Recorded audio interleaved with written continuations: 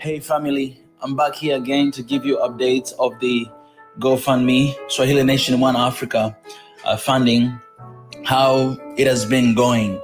We have raised so far 3,305 euro. And you guys, you know that our goal is to have 25,000 euros. So we still have like 22,000 to go. And it has been a month now. I just want to appreciate every single one of you who have donated something to this cause. Thank you for believing in us. Thank you for believing in the vision. And thank you for taking one step to actually be the change that Africa needs.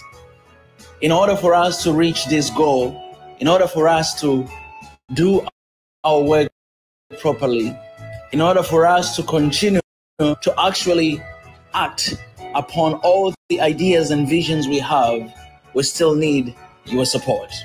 So I know some of y'all have donated and some of y'all have not yet donated. So I'm kindly asking you guys to do that. So all the time that we have been talking and sharing about this is going to be the year of action, we meant it, everything that we said.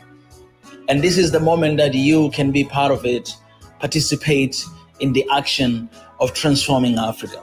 Having an office, guys, is more than just sitting on the chair, the desk, and do the work we're doing. But this is going to transform the whole atmosphere of the work we are doing. It's going to transform the image of Swahili Nation One Africa and how we operate our day-to-day activities. So help us out to get this place. Help us out to continue to create content that we're going to release out there that will defend and protect the image of Africa.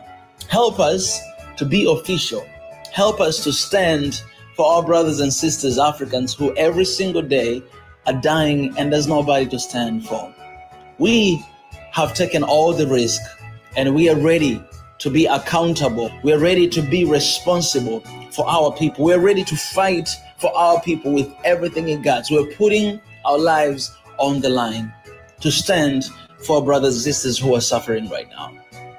So far, we have been trying our best to fight. We've been trying our best to reach out to different organizations. We've been trying our best to speak out, but our best is not enough. And so we want to expand. We want to have office, the place where we're going to have all the lawyers. We know we have a lot of Africans lawyers out there who will be willing to actually contribute to fighting for our people. But help us with this first stage of having an office so that we may continue to do the work that Africa deserves. Africa needs change. And we have decided to change first and to go ahead to transform this beautiful continent. My people, my fellow Africans, we cannot do this without your support. Spread this word, share it with everybody, share with everyone you know, and tell them that we need your support. Be the change that Africa needs. Sometimes you might not even need to be here on the continent, but because of your donation, will help us to stand with you, to stand for you, and fight for our people here. I appreciate, guys. Thank you for your generosity. Thank you for your giving, and thank you for your heart. I love you so much, and I'll promise you that we'll see that one Africa in our generation very soon, and be part of it. I appreciate, guys.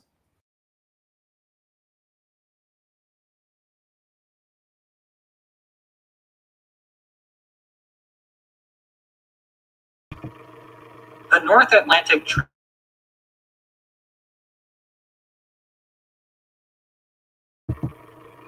Welcome to the stream, guys. Welcome to the. Hope you guys had a very beautiful Sunday. Well, some of you guys are having Sunday right now, right? But yeah, welcome to the stream. It's been a very interesting day for me. It's chilly Sunday in the Mombasa streets of East Africa. Today I'm feeling very good. The weather is nice. The atmosphere is just screaming over this feeling of defiance.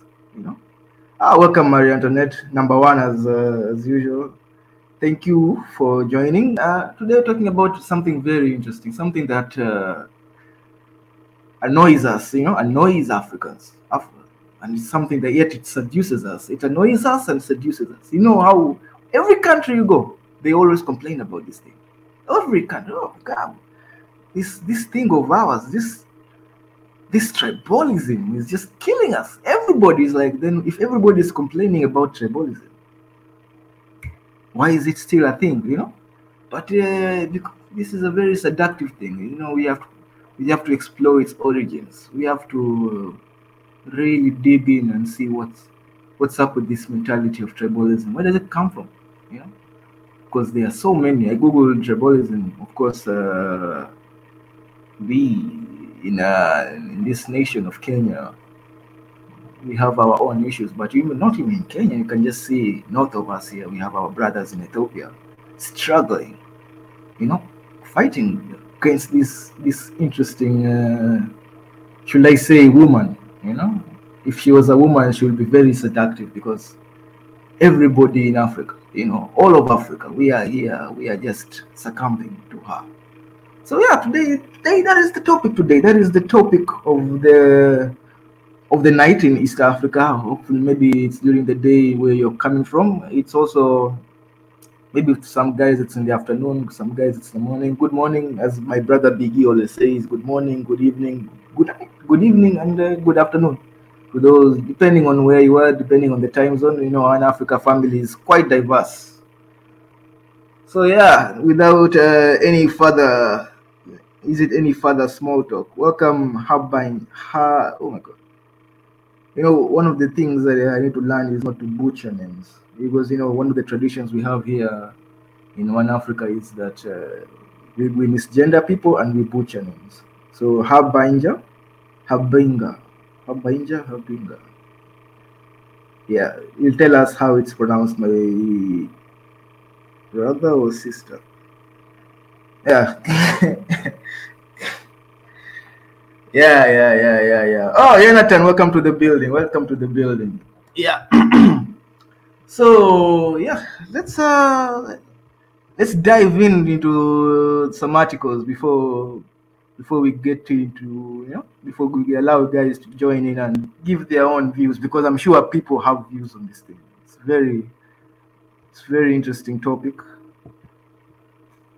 Let me share the screen.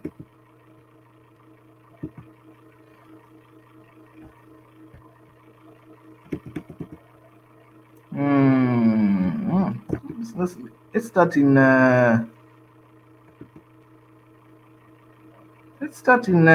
in Nigeria. Very interesting city called, where is this?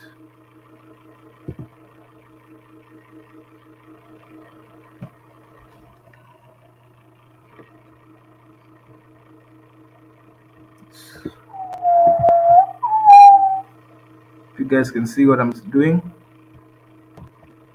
Yep, it's visible. So yeah, let's begin. Ethnicity and tribalism. Lots of articles, but I could have begun in Kenya, but let's be diverse. This. Oh, okay. Tribalism or ethnicity, religion, corruption are popular cliches used to describe or analyze various forms of anomalies in the Nigerian nation building. In this article, tribalism and ethnicities are used interchangeably because, different people, blah, blah, blah. Tribalism has defined and engaged in theory as a way of being, like we have accepted it as who we are. But was it really who we are? Based upon combinations of kinship-based organization, reciprocal exchange, oral communication, and logical inquiry, it is defined as a label for social groups who feel the distinct sense of difference by virtue of common culture and descent. Well, that's a bougie way of describing it, but to each his own. This subject is crucial because while tribal societies have been pushed to the edges of globalization, tribalism is arguably undiminished because it is founded upon the intense feelings of common identity that leads people to feel tribally connected. It's often more about feeling of commonality than actual commonality. Yeah. This is actually a very interesting thing because, the real divide in Africa is not about tribes, it's about the rich and the poor. In Nigerian context, Ethnicity or tribalism is defined as a social phenomenon associated with the identity of members of a competing communal groups seeking to protect and advance their interests in a political system. The relevant communal factor may be language, culture, race, religion, ethnicity. In Nigeria today, tribalism is elevated to dominate the national discourse, controls how people think and talk, determines what they oppose and support. It's promoted by political elites, these guys.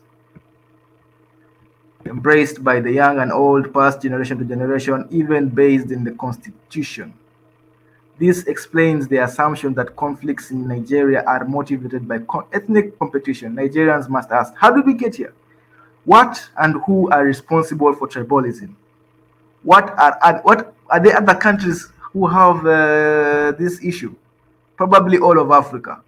The ethnicity and diversity of Nigeria has more or less been a threat rather than a source of national pride, development as countries have experienced. Why? This article intends to check that stuff out. Maybe I'll post the link to the article so that guys might get that shit.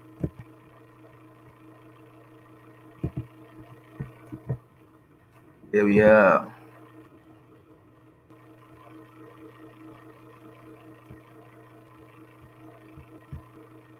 Okay. So ethnicity or tribalism in Nigerian political development. Ethnicity had played manifesting roles in Nigerian politics since the pre-colonial era. It is arguably one of the most important causes of conflict and overall obstacle to economic development of the country. Sadly, the foundation of Nigeria's party politics was tribally oriented as portrayed in the First until Fourth Republics. For example, shortly after independence, the political scene in the First Republic transmitted a pure picture of Nigeria's ethno-religious division. Action Group was dominant only in the western region, mainly Yoruba. National Council of Nigerian Citizens, formerly National Council of Nigeria and Cameroons, allied Igbos, and was dominant only in eastern Nigeria. Yeah, so these are parties this is actually on character. Tribal parties don't tend to be in Africa, but not all of Africa, but they tend to have this one is actually way direct. Northern People's Congress was formed in Jamwa, just Fulani ethnic group. Basically they just said it directly, we are Northern People's Congress. But then they tend to be disguised in national parties, but they are really just tribal. All the parties were formed along ethnic lines. Apparently, the British colonial administrators, ethnic policy, and regional autonomy reinforced the divisions of the three regions, a factor which contributed to ethnoculture. You see, this is where we all have to accept something. You see, the question I'm curious about this question: was there tribalism before the British? And to fight, not the British, before colonialism, but to fight colonialism, the whole country had to unite. So at some point there was no tribalism; there was just fighting the white man. Then, like a sinusoidal wave, tribalism shot up again, So tribalism shot up again. So we have to understand when. So there was a time there was tribalism, then there was a time there was not tribalism, then there was a time there was post-colonialism, there was tribalism. So that's a very interesting fact about tribalism, guys. If you had not known, by 1914. For ease of governance, the British amalgamated the Northern and Southern Protectorate. One political Nigerian was basically in 1960, as soon as they left. You see, intertribal suspicion resurfaced. Several counter coups motivated by ethnic sentiments culminated the 30-month civil war, which claimed the lives of more than 2 million.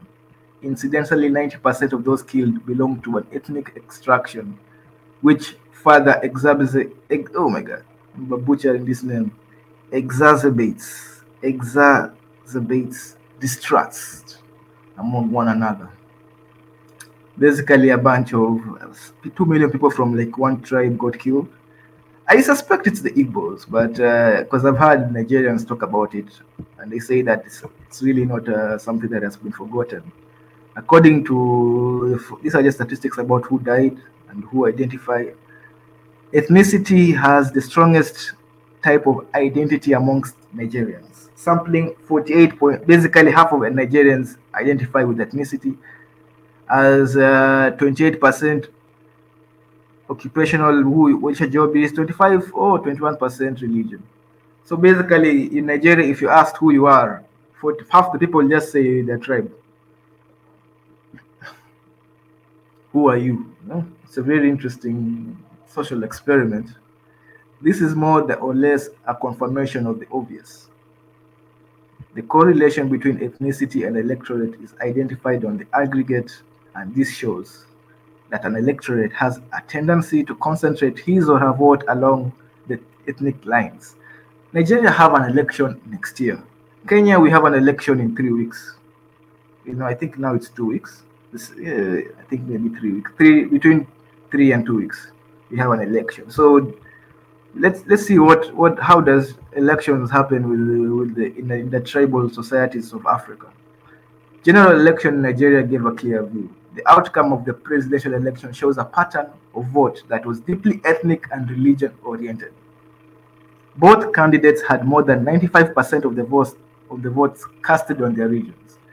This trend is one of the early warning signs of political crisis that must be addressed in time. Several analysts have argued that the political behavior of some Nigerians is influenced heavily by the assumption that one's destiny is to intrinsically and exclusively linked with one's ethnic, linguistic, and religious identities. We have that issue in Kenya too. I think when you come to Africa and you see this in even just normal conversation with people, a whole tribe is given a character trait. Like you are from this tribe, so you must be good at this and this, and you must have these characters, and you must have these negative things, or you must be very interesting. Because if you do like proper, if you just look at the statistics, probably most tribes are just the same. They're all people.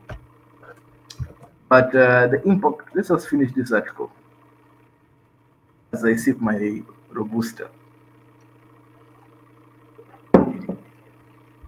Ethnicity has flourished because Nigerian elite, who inherited the colonial state, have conceptualized development as transferring resources from the civil public to the primordial public. In this view, the Cletus Umezinwa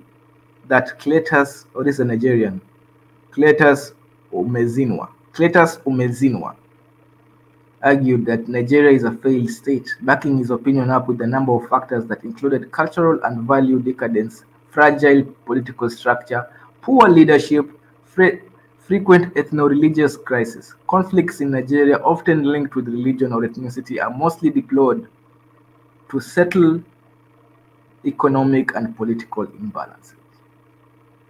Breeding the evolution of ethnic militias such as Bakassi Boys, movement of actualization of sovereign state of Biafra, Odua's People's Congress, Egbusu Boys, movement of emancipation of the Niger Delta, Arewa Forum, Yandaba, Boko Haram, famous guys, Umbatse group. Inability to fight. Impacts of ethnicity include inability to fight corruption. There is a tradition in Nigeria that forbids citizens from exposing or prosecuting you cannot expose. There is a tradition in Nigeria that forbids citizens from exposing or prosecuting fellow tribesmen for corrupt practices. Corrupt tendencies are exhibited and laws violated, yet such individuals invoke the ethnic sentiment to get away. Basically, they're after our tribe. When you prosecute this guy, this is just classic African politics. when somebody has been caught with corruption, he goes, these guys are after our, he goes to his tribesmen and he says, you know what, guys, these guys are after our tribe. For example, recently a private jet belonging to the president of the Christian Association of Nigeria, Bishop Ayo, was apprehended in South Africa over the possession of $9.3 million, allegedly meant for purchasing arms.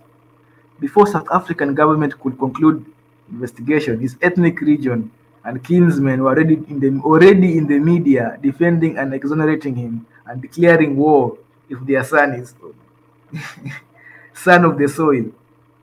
Employment is on tribal basis. Politics of division, basically, distrust, promotion of mediocrity, and suppression of justice. Tribalism flourishes in Nigeria mainly because it is an effective tool that gives the user an edge in the eternal struggle to gain government patronage. After getting the appointment, tribal sentiment is again used as a cover to abuse the office, then escape justice after leaving office. So the conclusion is the constant reference to tribal animosities and differences affects the youth psyche and has created a pattern or legacy of hate and suspicions, which the successive generation carries like a mantle. Ethnic and religious intolerance has exposed the nation to bizarre conflicts, experiences, and loss of lives and properties, creating uncertainties in the polity. Whoa, it's a deep paragraph, that one. Boko Haram insurgent group is a classic example of outcome of a long stretch of ethnic distrust. It's surprising that Nigeria has not gone the way of Sudan, Central African Republic, Mali, or Somalia. Somalia. This could be a testimony of resilience and the fact that even though there are many distrust and suspicion, the people still believe in the indivisibility of the country. So yeah, the national consciousness. The just concluded 2014 National Conference is another plus to resolve the country's diversity to make it work. It is therefore imperative for every Nigerian to put aside their differences and embrace harmony to move forward. The greatness of the United States lies in this one is talking about USA. The survival of Nigeria hangs in the balance if the political leaders do not proactively come together and weather the storm of 2015. Yeah, it's basically just talking about the solutions to tribalism. Let's see these solutions here. This section intends to pitch preferences to two views of Nigerians in the issue of ethnicity, with the motive of pushing ideas that will address the diverse challenges retarding the country's progress. One of the solutions is advocates for the further degree of autonomy to competent. This one is saying let's just go full tribalism, and you know what? Let's just give the component ethnic groups. Oh my God. The second way is just let's just go full tribalism all the way and just give the tribes autonomy. The second way is to forward is a perspective is the human behavior and attitude school that jettisons primordial instincts and focus on the individual's personal characteristics, irrespective of the places of origin and ethnicity. Basically, focus on the individual and not the tribe.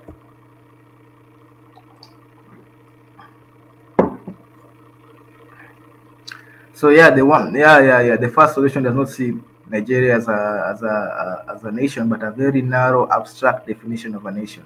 It does not recognize the degree of integrations that has already taken place between the different ethnic groups through marriage, religion, commerce, and internal migration. This school of thought advocates that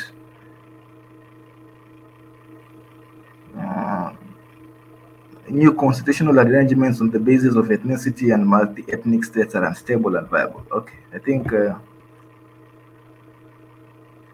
basically this is just the two schools of thought. The first one is that hey, let's go full tribal and give the ethnic institutions or different tribes power of autonomy and to judge. I think there's a country that I think is it Zimbabwe that the tribes have chiefs and the chiefs have some sort of council and autonomy to do what they want to do with their tribe. I don't know how it's working out. But the second one is like, hey, let's give. The second one is the probably the most believable, the best one, the best solution. But what I think it's saying is that it's also the most difficult solution, basically. But yeah, I think I've done with the article. You can read it further when I think I've already posted the link, so you can read it further. But yeah, basically, this is the situation in Nigeria.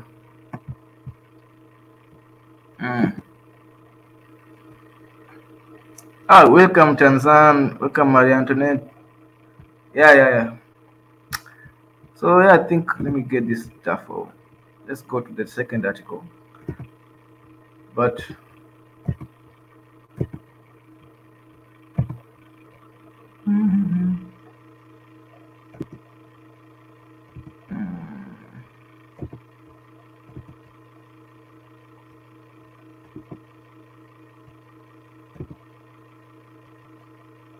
welcome Sam to the stream.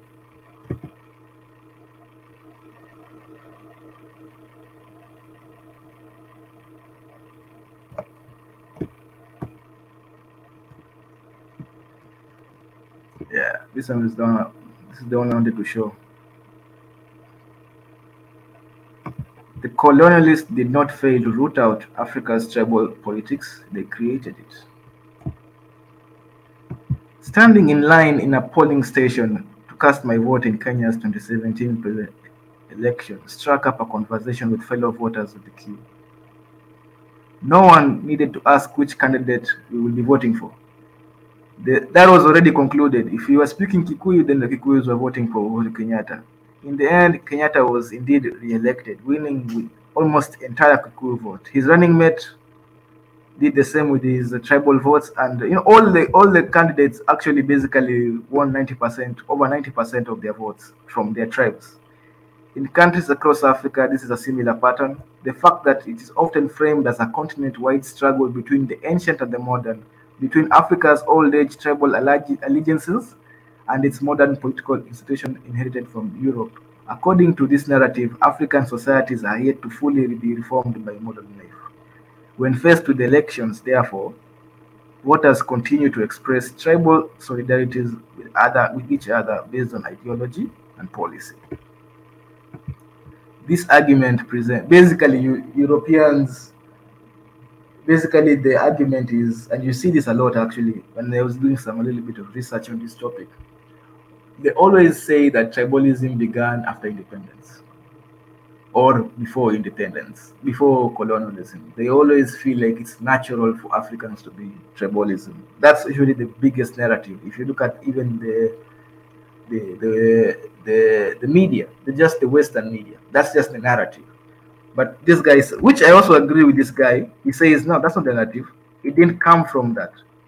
On Africa's left, it has been a common jibe that Europeans divided Africa. In fact, they brought Africa together, indeed, as in Nigeria. This is a guy who's saying this, where Lord Lugard forced more than 250 ethnic groups involving today's 130 million people into one political unit. You could argue that the colonialists went overboard in the cost. Okay, this is just a quote from the New York Times. It says that, in fact, the Europeans did not create tribalism. They're saying that the Europeans actually tried to unite Africa. So let's see. To begin with, Africa is hardly the only place where ethnic or racial groups vote in blocks. In the US, African Americans have all overwhelmingly voted for the Democratic Party for half a century. In contrast, however, this kind of voting patterns in the West are rarely examined or examined differently to those in Africa. They are explained through the lens of modern political forces rather than the ancient cultural ones. Racial politics in the US, for instance, is usually tied to its modern history of racial discrimination and the ensuing struggle for civil rights. The story goes as follows. America was a colony built on, basically it's just describing America, but when they describe American politics, they don't go and say, "Oh my God, these guys are it's this primitive tribal politics." The way they describe African politics, But it's a kind of tribalism when you look at people in the races when they put demographics in the notice, they look at white male or black men, black women. It's a kind of tribalism. So in Africa, as in the US, the ruling powers are faced with the challenge of subjugating black people. Here, however, racial strategies were not, because when you're looking at a black country like Africa, majority black, you cannot use race to divide them. So what do you do? I wonder, to remove the united race, to remove that national consciousness, what do? You go for the tribe. Before the colonial era, African ethnicity had been highly fluid and malleable. They did not exist as corporate entities. Boundaries were really shades of gray. People switched back and forth between groups, which is true. There are people who, actually, this is actually a truth. If you look at the DNA test of most Africans, even in let's look at Kenya, it's highly mixed. You can see somebody. There was no definition of tribe as in this is our tribe. There was no tribal consciousness until maybe late during colonization, when the missionaries or the so-called explorers were trying to group us into tribes. But before that, people were just people. People were like, what, because I'm in this region, I'll speak this language. But it wasn't like a political group that people, that if you speak this language or if you pursue this, I don't know, it wasn't just forced like the way I see it now, or the way it is, the way he describes it as a corporate entity, boundaries, and for the most part, no central authority. This is actually very important. There was no central authority enforced and shared set of laws through a monopoly of violence. So almost all recent studies of the 19th century pre-colonial Africa has emphasized that far from there being a single tribal identity, most Africans moved in and out of multiple identities, defining themselves at one moment subject to this chief, at another member of that cult, at another moment part of this clan, and yet another moment as an initiate in a professional guild. Basically what I'm just saying. Tribe, in other words, was not exclusive to political category before the onset of colonial rule. Ethno-linguistic groups, people who shared common language and ethnicity, did not necessarily constitute a political grouping as a tribe. You can see this with the Bantu expansion, the Nilotic moving. People were just moving. It wasn't like a centralized authority or a centralized organized movement. People were just moving. That's how Africa was filled and popular. It was just people moving. It wasn't like organized conquests or organized, the way it's always described. It's not like that. It was just people moving to different areas, like simply some as small as just one family just moving from here to there, maybe moving from east to west or north to south. It was just that people just moving. Like it wasn't, And when you get a good piece of land, you just settle. Nobody bothers you, So it was just a very interesting picture that was just happening during those times. But let's see what the article says. Did tribe exist before colonialism? If we understand by tribe an ethnic group with a common language, it did. But tribe as an administrative entity that distinguishes between natives and non-natives systematically discriminates in the favor of the former against the latter, defining access to land and participation in local governance and rules for settling disputes according to tribal identity. Certainly, there were no tribes like that before colonialism. This messy and fluid picture is untenable to European intentions. What followed then was a process of legally defining and enforcing tribes, identities, and customary laws.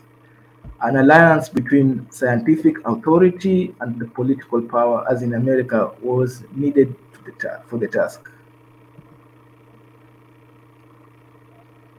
Hmm. Like what biologist did the what biologist grouped Americans into race, and what anthropologist grouped Africa into tribes? Yeah, that's actually a deep question. Yeah? Ethno-linguistic groups are legally defined as tribes, becoming legal and administrative categories for the first time. You have the Shona, Yoruba, Luya, Igbo, even multi-ethnic states such as Ndebele in Southern Africa were defined as a tribe. Yeah, like the Luya. The Luya are not one. The Luya people don't speak one language. Actually, it's a very. The Luya people have maybe a couple. I mean, they have sub tribes, but they don't speak one language. There are different regions speak different languages, but they were classified as a tribe because maybe they were Bantu. I don't know. But who classified them as a tribe? Colonies were divided into administrative units that approximated boundaries between the defined tribes. Yeah, and then when the colonies, actually in colonial era, boundaries were now drawn. Like now, okay, now this is like a boundary for this tribe. This is the region for this tribe. Those boundaries didn't exist as much. They were usually moving. They were not static, but they were dynamic, basically.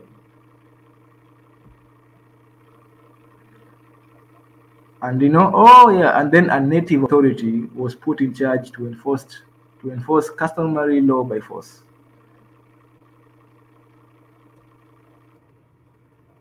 Basically, they put a chief there. They put boundaries of a tribe. Then they put a chief in charge of that tribe.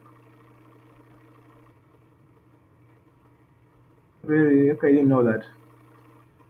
As colonial history progressed, an elite stratum emerged in each tribal enclave. This is the group's basis of power. Basically, this is after colonization, nationalist movements that emerged as independent approach to are not cross-tribal or grassroots, but rather coalition elites from their respective groups. Upon independence, many African countries, Victoria, yeah, because when African countries were fighting for independence, here's what I know: there was unity. There was no tribalism because there was only one enemy, and everybody and the nationalists were like, "Hey, we need to take out the war. We need to get out of the white man or the colonizer. We need to deal with the colonizer." So there was unity. But this war, the fight for decolonization, it's not just a one battle fight. It wasn't just one battle, or it wasn't just a one-off. It was a constant struggle. It was really, it took time. And when you're in a struggle, what the colonizer did was also use these tactics to break down the struggle. And one of his biggest tactics, one was psychological warfare. And and this is just documented that they tried to cause suspicions between tribes. I've been reading this book called The Wretched Earth by Franz Fanon. I had hoped to finish it by now this week, but it's a big book, and I'm halfway done 170 pages. But it really talks about this stuff, and what he talks about is what he describes is the fight for colonization, the fight for decolonization, the fight for independence, and how when the political parties or the union parties were fighting colonizers, when the union parties were fighting the colonizer, yeah, what happened is that they had one agenda, and that is, get out of remove the colonizer so that we can be a free nation. But he criticizes these political parties in the infancy because they didn't have like a manifesto. Like when you could ask them, okay, after all this, after removing the colonizer, what happens? Most of them didn't have the answer to that question. Probably all of them probably didn't know what to do after independence, right? So these tactics that the colonizer did which like, hey, tribalism, or also trying to tempt the middle class, like, you don't need to fight this, you know, giving people jobs, stop, as they say in in South Africa, where they, instead of they were, instead of being treated like an animal, they start treating you like a human being. And to those who have been really damaged psychologically by the colonizer, just being called Mister by the white man, just being called, was huge emotionally. And the problem is now the colonized. The difference between the colonized and the colonizer is, the colonized thinks that that is progress, but what you don't know is that it is still that you are still making a concession, that being treated like a human being in your own land, controlling your own land, that is your right. So if you're not given all this, and you don't have control of your land, you don't have control of your resources, you are the one who is giving concessions, right? So when you're just being called Mister, it's not progress, you're still giving, and that's why you are angry at the first place, that I'm tired of giving, I want equality. I not even equality. I need, this is my place. I'm not giving anymore. I am now just keeping what I have, keeping my own dignity, keeping my own pride. You know. So yeah, that is just interesting perspective I just saw from the book. But yeah, let's continue. Kenya and other countries exemplify these trends to a staggering level. But not every nation in Africa meets the same fate. In some places, colonization took a different form, which did not create emphasis on tribal politics. Oh yeah, Tanzania. Tanzania is famously not known for not being tribal.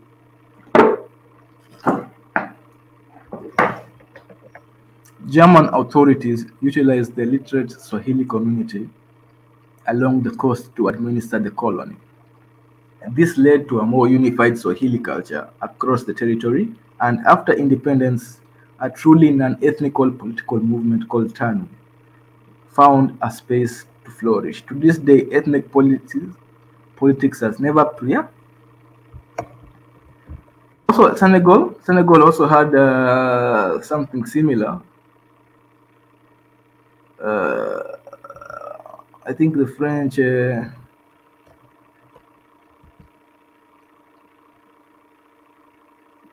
The colonists have wished to impose tribal, or may have wished to impose tribalism in Senegal up against the dominance of the marabouts, the religious leaders of the Sufi brotherhoods to which most of the population belong. Faced with this reality, the French authorities appeased the marabouts and drew on the support to consolidate control. This impeded the entrenchment of ethnic politics, and today, today's voters in Senegal do not belong to ethnic lines yet. History has shown that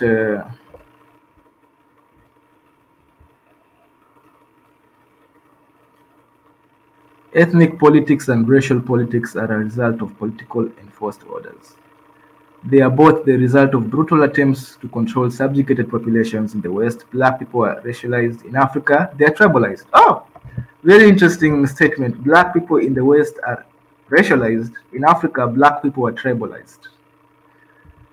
The notion of ethnic politics are not a result of ancient tribal affiliation. That is a ridiculous notion.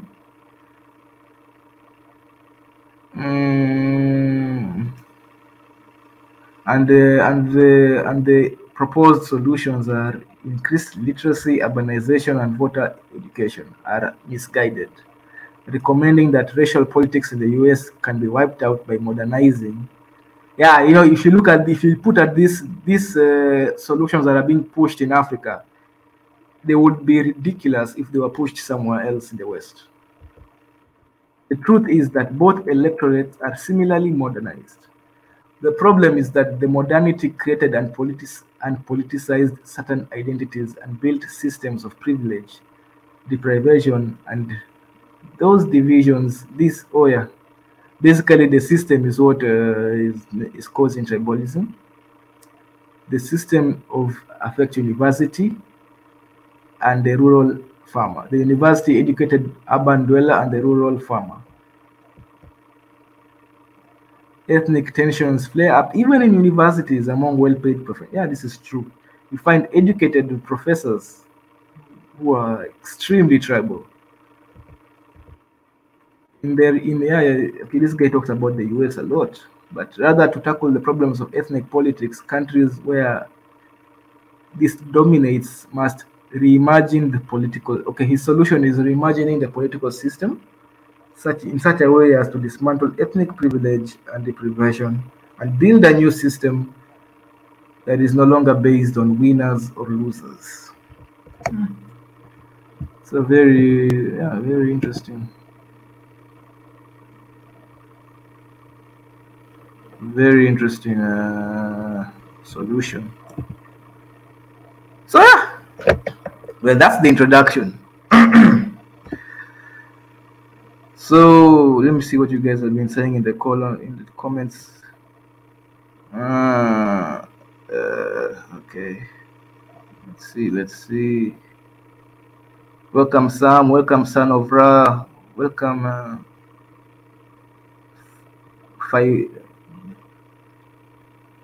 Fiorina Eskinda, welcome to the stream. We see similar things in Canada between the French and the British politics of the country, as well as both of those against Nea. Yeah, it is similar. It's actually it's the like I said, in the West, black people are racialized. In Africa, black people are tribalized. Ethnic tribalism is not a singular fact, but multi-layered. We join other tribes when it benefits our mutual tribal enemy, and this is fluid. Yeah, we join other tribes when it benefits our mutual tribal enemy. But who determines the tribal enemy? Like that's also a good. Who determines the enemy of the tribe? You know, and who determines the tribe's interests? Knowing that there was still tribalism way before colonization. Okay, I've been interested for you to give us to show us how, or to illustrate to us. Several professors have been predicting another civil war in the US. People are very exactly, but when they talk about the tribalism or the racialism in US, they don't talk about it like as if it's like a primitive thing. They talk about it like as if it's modern politics. Like they give it a specific respect, right? Like this is how black males vote, like that's normal. But in Africa, it's given a primitive tone. That's what I have to say. And who do we blame for this? Sometimes we have to look at maybe even the middle class, because tribal politics. Does the middle class? What does the middle class have? What powers do the middle class have when it comes to tribal politics? Because my elder Franz Fanon, probably, I don't know if he's still alive, but he really hates the African middle class. In fact, he calls them useless. Like they don't have any contribution to. I think I'll put that here as we continue. I will continue to argue that the negative aspects of tribalism is always around economics. Yeah, actually, yeah. This is actually where the middle class actually join this conversation, that the African middle class, they just took up the reins from the colonial middle class, and to hide their lack of creativity, to disguise their lack of creativity and their lack of innovation. Because if you look at just look at Africa right now. Look at all these African countries, and from their colonial economy, what new industry has come from these countries apart from the things they used to do in colonialism? So sometimes you have to ask yourself, this middle class, this bourgeoisie, the fake, as Faron says, the fake bourgeoisie, what have they accomplished in the last maybe 50 years? What new industry have they come up with? You see, yet they still try to live the same life, the same life as their Western counterparts. They try to imitate the Western way of living, the Western way of they imitate the Western bourgeoisie. But the difference between them and the difference between the West and Africa bourgeoisie is that the Western bourgeoisie, they are creative, they are captains of industries, but the African bourgeoisie are just businessmen, intermediaries between the capital, between Western capital and just capitalism and the people, and the masses of people who are poor, like they're not the African middle class. They're not creating jobs for the lower classes. They're just intermediaries. Like that's why you can see countries like Kenya. Tourism. Tourism is a huge industry because we really promote. We promote. We don't. We want to make the white man comfortable when they come here. Making the white man comfortable is a huge industry in Kenya. Guys, this is like things like tourism. Why is you can just look at Africa. Like, yes, the colonizer left, but we are still obsessed with making him comfortable, and it has become, it's crazy sometimes. Just interesting perspective, and this is an industry, But where is the industrial revolution that the middle class was supposed to bring us? That now that the ones that they compare themselves to, to the Western middle class, where like you can even see in the Asian middle class, there are just so many interesting perspectives. Basically, let me see what you guys are saying. Even the minority tribes within a country will accept and find government legitimate as long as the outcome economic of government services is equitably and fairly delivered. Yeah, basically, but now, yeah, it's actually a good point. Like, I can't even think of anything else to add to that.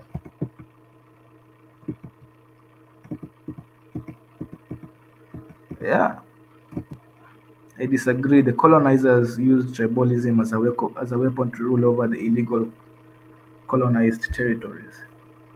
No. Yeah. There is that part. Yeah, there is the psychological part of tribalism. But what they are using tribalism for is not to. Yeah, it's okay. Technically, that is the end result is rule. But what they were trying to prevent is national consciousness. Meaning guys looking at each other and seeing, like, maybe Kenyans looking at each other and seeing themselves as Kenyans. As we just looked at the Nigerians, like half of Nigerians don't even identify as their tribe. So that was what the white man was preventing, and he still, that was the purpose of tribalism. Not you guys don't see yourself as one people. That was like, hey, I don't want you, Mr. A and Mr. B. You're not supposed to don't see yourselves as one people. Don't see yourselves as one country. And you see, if you look at this is why sometimes when Pan-Africanism is mocked, because these obvious cracks, these huge cracks that are just obvious for somebody who just doesn't know. You can see, like, oh, wait, how can you be one Africa if this guy and this guy don't even see themselves as one people? And this is the purpose of tribalism, basically. So sometimes guys come here and talk about black consciousness, but that's the purpose of tribalism. It's a tool to prevent global. When you talk about global black consciousness, it's just a tool to prevent even national consciousness.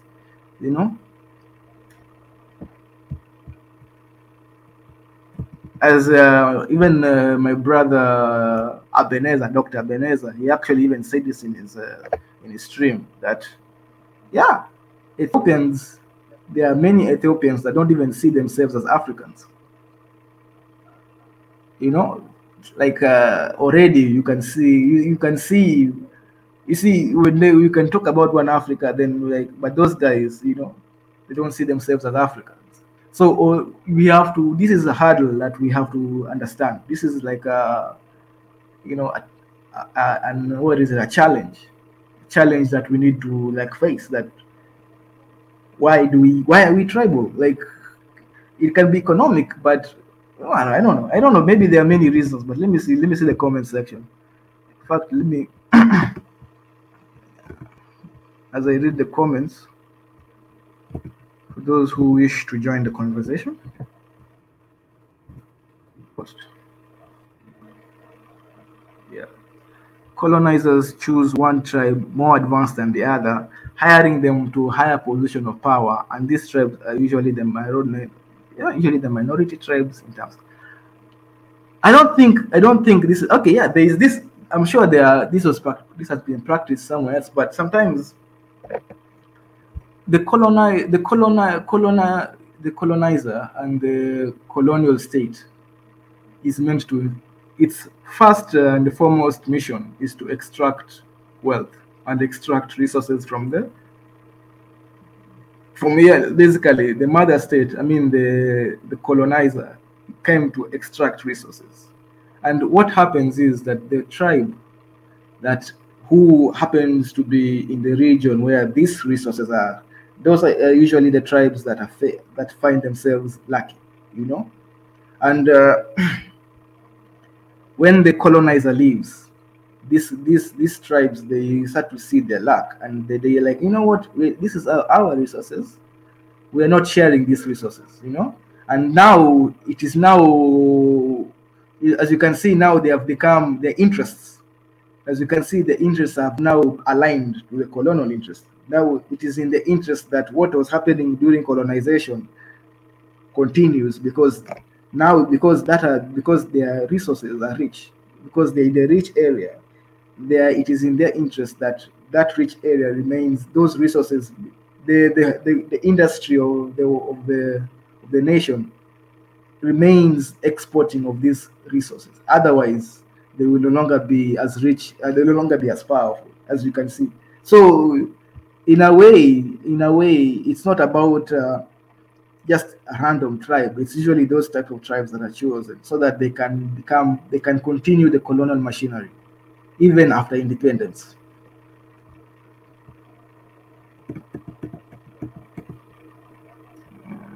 Maria Antoinette, greetings.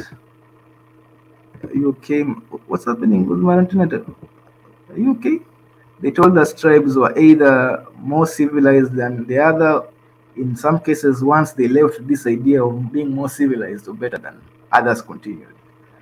Yeah. Those were tactics to, as I said, those were just the tactics to. Those were just the tactics to prevent national consciousness. We think our rivals are our enemies. Yeah, but you know, this is the thing. Why are we even rivals in the first place? We were united. We were not rivals when we were fighting for independence. In the US, it's tribalism across political parties, but this is not true. It's mostly based on race. Yeah. Oh, Fanon died in the 60s. Every day I want to go hard against anti-black racism. I look back at the continent and see tribalism mocking. Yeah, this is the comment of the day. Like, you know,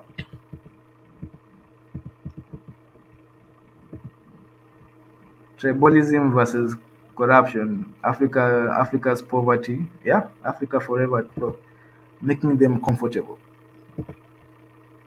Maybe, yeah. This is the tourism industry in Africa. If you look at even just the other day, there was a Nigerian lady who was harassed in Zanzibar.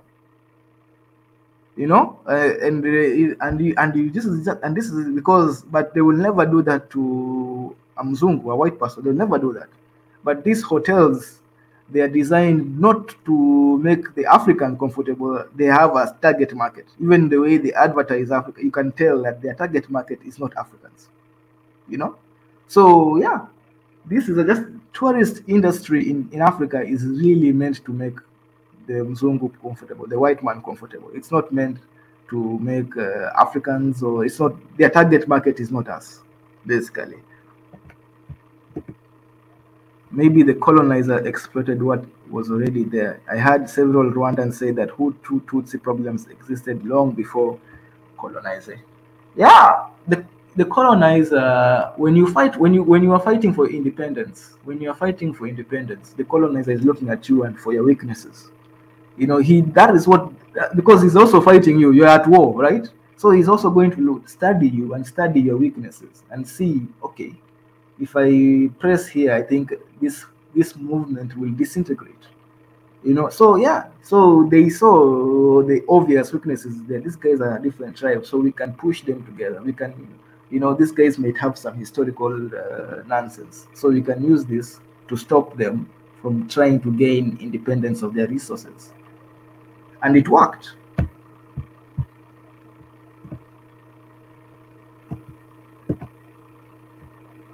Does the tourism industry help the economy? Is it enough to justify? This is another. If you look, who owns these hotels? You know, who owns the hotels? Who owns the safaris? Who owns the companies that bring these people here? It's them. They own it. So, like I said, it's not the problem. Is that the middle class are just the African middle class is useless.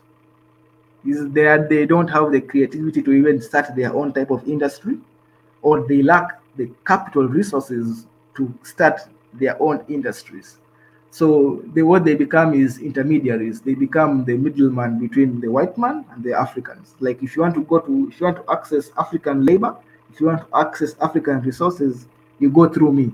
That is what the middle class has become in Africa. That is the industry that they, after independence, that's the industry they took. So you can see, yeah. My brother Carrasco, welcome to the stream, my brother. What are your opinions on this? Welcome. Thank you, Mwende Tezi. I don't know where to start. Could you just give us an outline of, because there's so much to unpack if we're going to go into Africa and its tribalism problem. But let's start with the origins of tribalism. You know, it's a very good place to start. Where do you think it began, man?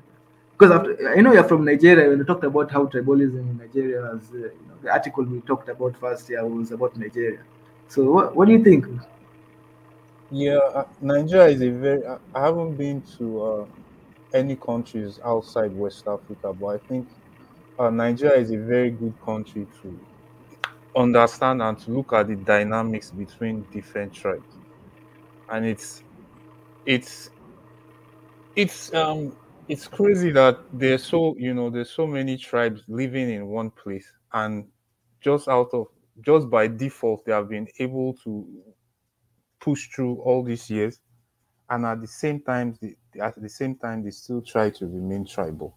One would think that because they have dwelled in close proximity for a long time, that they should at least start working on that, but it's complex. It's really complex, and you have to look at it from different aspects. I would say historically Africa was tribal, but then the European invasion brought a new dynamics into tribalism. And if the Europeans hadn't come, we would have seen bloody wars, we would have seen conflicts. But it's just the natural process of how empires are built and nations are built. It will have been interesting to see how Africa will have defined in itself, how tribes will have gone. And I feel that if that process had happened in purely an African sense, then tribalism will not be so much of a problem now. Because when we look at Africa, right, especially Nigeria, can break it down to the northern part, which was ruled by different empires and dynasties. Then the southern part, for instance, the Yoruba, they were dominant around the regions that they are in today, but even as far as places like Benin Republic and maybe even Togo. So we see people in these places speaking Yoruba, and they have small communities or small villages or towns that paid tribute to to Oyo, or to the center of the Yoruba of the Oyo Empire. They paid tribute there, and then they spoke their own native languages, but they also had to speak the language of the empire. And so, yeah, tribalism has always been there, but I feel that it had different dynamics than we see after the Europeans came, and then when they released power back to the African, it became a different ball game. I think that's why I'll drop it for now. Yeah, yeah, yeah. Actually, yeah, that's a very good point you made, my brother. What do you think about? I think you are when you talked about those different tribes, the way they were talking. Where of course it was there. The tribalism was already there in the first place, but it wasn't the way it, as you have said, it wasn't the way it is now. So, what do you think? Before, was it there when Nigeria was getting independence, right? I want that's when Nigeria was fighting for independence. Was there unity amongst the Nigerian people? Yeah, there was a sort of unity amongst the elite. You know, most of Nigerians lived in the rural areas and they couldn't really feel the pulse. Maybe they listened to the radio once every week in a small village square about what was happening, but they weren't really in the centers where they could feel the pulse. But the elite who had been to Britain and elsewhere to study, and they knew and had been inspired by Pan African movements, understood the context, the wider world, and knew that they needed to rid themselves of the Europeans. So, amongst the elite, they could come to a consensus because they knew what the world was about. So, I'm not sure that idea filtered um, down to the man in his village, but he would interpret it as his own elite told him, and I feel that there was a zeitgeist during that time that we're going to free ourselves or rid ourselves of the Europeans, and probably for some time we forgot about tribalism in its proper sense. We just thought let's fight for freedom or for independence. Yeah, yeah. That's actually a good point, my brother. My sister Florina Eskinda, he speaks. Ghana doesn't seem to have tribal problems the Nigeria is experiencing. Is it because of the large population and poverty contributing to Nigeria's problems? I think Ghana has tribalism. I think I've talked to somebody from Ghana. I don't know, my brother, if you've had people from Ghana, but I think when it comes to voting, they do. I think maybe not the violent tribalism that other countries are known for, but I think when it comes to the voting, people still vote along tribal lines. What do you think, my brother? Do you think, or do you feel that there is no tribalism in Ghana? I feel there's tribalism in Ghana, but then again, people are different. For you have to look at who people who it has a function of power. What tribe is holding the power? Is the more violent tribe holding the power? Is the more considerate tribe holding the power? And then all different kind of dynamics come into. Ghana, they have been able to be an example for West Africa of how to govern themselves and how to conduct themselves in a peaceful way. We have several tribes there. We have the Dogban, Dongbali or something like that on the north side, which are predominantly Muslims, and we have the Akan down south as well as the Ewe people. I'm sure I'm aware that there are a little bit of strife between certain groups, but I don't think it's so pronounced. But Nigeria, the thing is this: first of all, we have a the north is predominant. Like we have a lot of population in the north, as in a considerable amount of people in the north who have a totally different outlook on life, and who then were given power when the British left. They were given, if not political power, but they were given the real power, which was the military, and that just brought different dynamics. And then they had their own system of education, and so were not immediately compatible with the new Western system. As a matter of fact, they refused to follow Western education. And then we have the people on the south who want to progress in this new system, and for them, for the Igbos and the Yorubas, education is the key.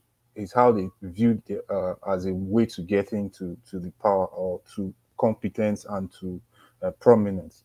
However, when you have the other guy there who is not ready to get educated in your system, but has something to convince you to do what he wants, that's the gun, then it's just a different game. And Nigerians' problem is, that's why it's basically southern and northern problem. The south has all the brute force and power, the north has all the brute force and power. The south has education and know-how, but then the person who has studied for several years in the university and has gotten all this degree feels like he should be in the place of power and prominence. But the other person at the other side is like, well, I don't really care. I've got the gun. I'll make you do what I want you to do. And this is how it has been for several years. And so I generally, yeah, okay, I'll drop it there. Yeah. So when you fight for like everybody, every African country, including Nigeria, just every African country has a story of how they fought for independence or how they struggled for independence. And you've spoken about Nigeria being the educated masses and the non-educated masses or something having still tribalism anyway, despite having education. But the way why I'm insisting about I'm insisting on the fight for independence and the unity that was there is because the colonizer actually attempted to fight tribalism, to instill tribalism when there was a fight for nationalism, when there was a fight for independence. The colonizer actually instilled tribalism, or tried to, but that did not stop. But that did not stop the people from fighting them. It did not break down the movement. It did not break down the people who are struggling. It did not break down. Yes, some maybe collaborated, some have been accused, but majority still stuck to it, and to the bitter end, and they got what they wanted, right?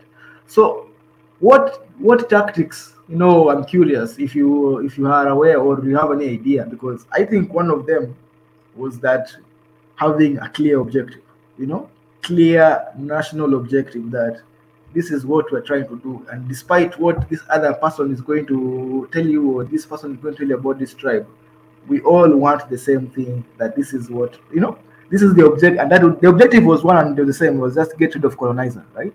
So that was a strong objective, and I felt that maybe that was what united the tribes, right? That was what united the country into one consciousness. Just even if it was just for fighting colonial, but everybody at that point felt like they are one people, and we are it was just the colonized and the colonizer. It was what is it? Is it the carton? I don't know. It was the colonized versus the colonizer. So what do you think? Do you think that this is what is hurting us today? That even now these tactics of tribalism, they're not working, right? So they are, as in the tactics of tribalism are working now. People are divided into tribes. People still think in tribal ethnic lines. What do you think was? Do you think? What do you think? Just give me your opinion on that. Like, just your opinion. That Yeah, what do you think? Yeah. I feel basically it was deliberate by the Europeans, right? They made sure if you just run through the African continent, you see that they made sure that no one, one tribe was in one space. If you go to Namibia, they cut a tribe so that some are in, northern Namibia, and then the other in southern Angola. It's the same all throughout the continent. So once you have this system, it was a system where you put um, strange bedmates in the same space. Of course, there will be conflict, and we know the Europeans, they thrive on this divide and conquer. So it was deliberate from the beginning. The other thing I also think that is that African scholars were um, were willing to get, to fight to get independence, but I don't think at on a large scale they did. Two things that they didn't do was that I think it was just young men who wanted independence, and so they didn't take their time to make certain ideas infiltrate into every part of every region. So what the cultures of those regions remained, and their biases and their feelings and everything remained even after independence. And that is what I see when I speak about Pan-Africanism. It is going to be a very potent system if it works, but it's all we cannot act like our founding fathers. We cannot copy paste an idea on people who think differently. First, you have to get to the grassroots. Like I mentioned earlier, most people were in their villages listening to the radio probably once in a week, and so certain ideas hadn't proliferated. So once we had independence, people just went back to their default behavior. It wasn't as if after the zeitgeist was over, then the true nature of how we feel about ourselves came up. I think that the founding fathers, I don't blame them. I feel if in hindsight, if they could see themselves, they would have done a lot about really sensitizing the people at all levels, even before they took a shot at the independence, because maybe that would have Yeah. made a lot of difference. Yeah, you've said something about the villages, but did you know that the revolutions, all these revolutions, they all began in the village. They didn't begin in the city. It was the village people who were rioting. Even I think most revolutions in Africa, all of them, they began in the village, and then when it reached the city, that is when it ended. Now the revolution has reached the place of power, but usually the revolutions actually began in the village, and this is actually one of the things that I was actually arguing about with, I think, was it Yanatan? I don't know. Yeah, I don't know. I think it was Yanatan, but it was on another channel or something. But it was about Ethiopia. He was talking about how Ethiopia, the youth are not tribal. That the tribalism in Ethiopia is ending, right? That it is not as potent as it was. Maybe even some have said it here that maybe it's not as potent as it was maybe a few years back or something. But I would say that no, the middle class in Ethiopia think that tribalism in Ethiopia has ended, or it's ending. Go look at because you see the middle class and you say, okay, yeah, look at us. But the people in the village, they have a different perspective. The people in the rural Ethiopia, and that is where all revolutions begin. And that is where all leaders who are pushed out of the city, or for one reason or the other, they go back to the rural areas. And when they go to the rural areas, they get support, because the rural areas, they see themselves different from the people in the city. They see that our hardships are not addressed by the people in the city. They see the people in the city and the people in the rural area. They see themselves as a different culture. You know, some even say that the people in the city, they are lost. You hear this comment all the time. Maybe you go to the village, you say the people of the city, they are lost. They have lost their culture, or they are not moral. They make these comments, and so when they see a reject from the city come to the village, and they actually support you.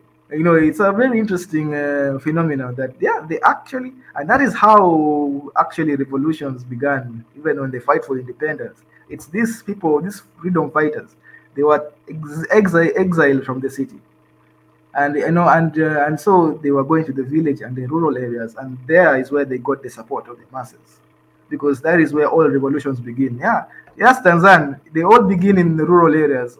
Just go and look at all of them. All the revolutions in Africa, most of them, I don't think I've seen one. Maybe there is one I don't know about, but most of them, they always begin in the rural area. It is the rural people who will change a country. It's not the people living in the city. The middle class. That's why I say the middle class in Africa are kind of useless. They do not change. They cannot. They have never changed the government. They have never caused any revolt. The middle class are comfortable with the status quo. So it is always the rural areas, the masses from the villages. They are the ones who, when a politician has been outcast, and you can even, and I know, maybe I'm wrong. Maybe sometimes I'm not in Ethiopia to give the best maybe perspective. Maybe there is somebody, but I can tell you in Kenya. I can tell you in maybe even Nigeria. I don't know. Maybe I don't know. I know the freedom fighters of Nigeria, but I'm sure they did not start in Lagos, or they were in the bushes, or in the rural regions with the people, where they got the masses, to follow them, because those are the people who, when they follow you, change happens, because now it begins from the rural areas, then as it slowly encroaches the city. When the people in the city, when you have, in fact, it's not the middle class it's the riffraff of the city. Not the bus drivers, but the shoe shiners, the pickpockets, the outcasts, or the people in the periphery of the city, where when they hear the people from the rural areas have rioted, and now it is them who will begin that riot in the city. Then from then, now the politics of the country changes completely, because now it is now official that this government is falling. you know but yeah, that was my point about with the village. So yeah, let me welcome my brother Big. I don't know if I think you're having connection. I don't know if your connection is okay now. Yeah, my connection is okay. I mean, I tried. You notice how many times that I tried to deliver this message. I've been challenged, But again, as you all can see it. Uh, Again, thank you so much for having me, Montezi, on the show, and as a member, and I really appreciate that. We have our commentators out there, uh, and I always bless those that participated. And I always said, you spend your time on Swahili Nation One Africa, it's a time well spent. I don't need no billion people to be participating in it, but few of us that participate, I would love to have all the billions, but at the same time, to cater in such platform, it will be very hard. But I always bless you all, and I always, in the name of Xavier, I always tell you, I wish you the best for those who've been suffering, for those that has lost in the continent and global wise, including the diasporas. May Xavier bless you all.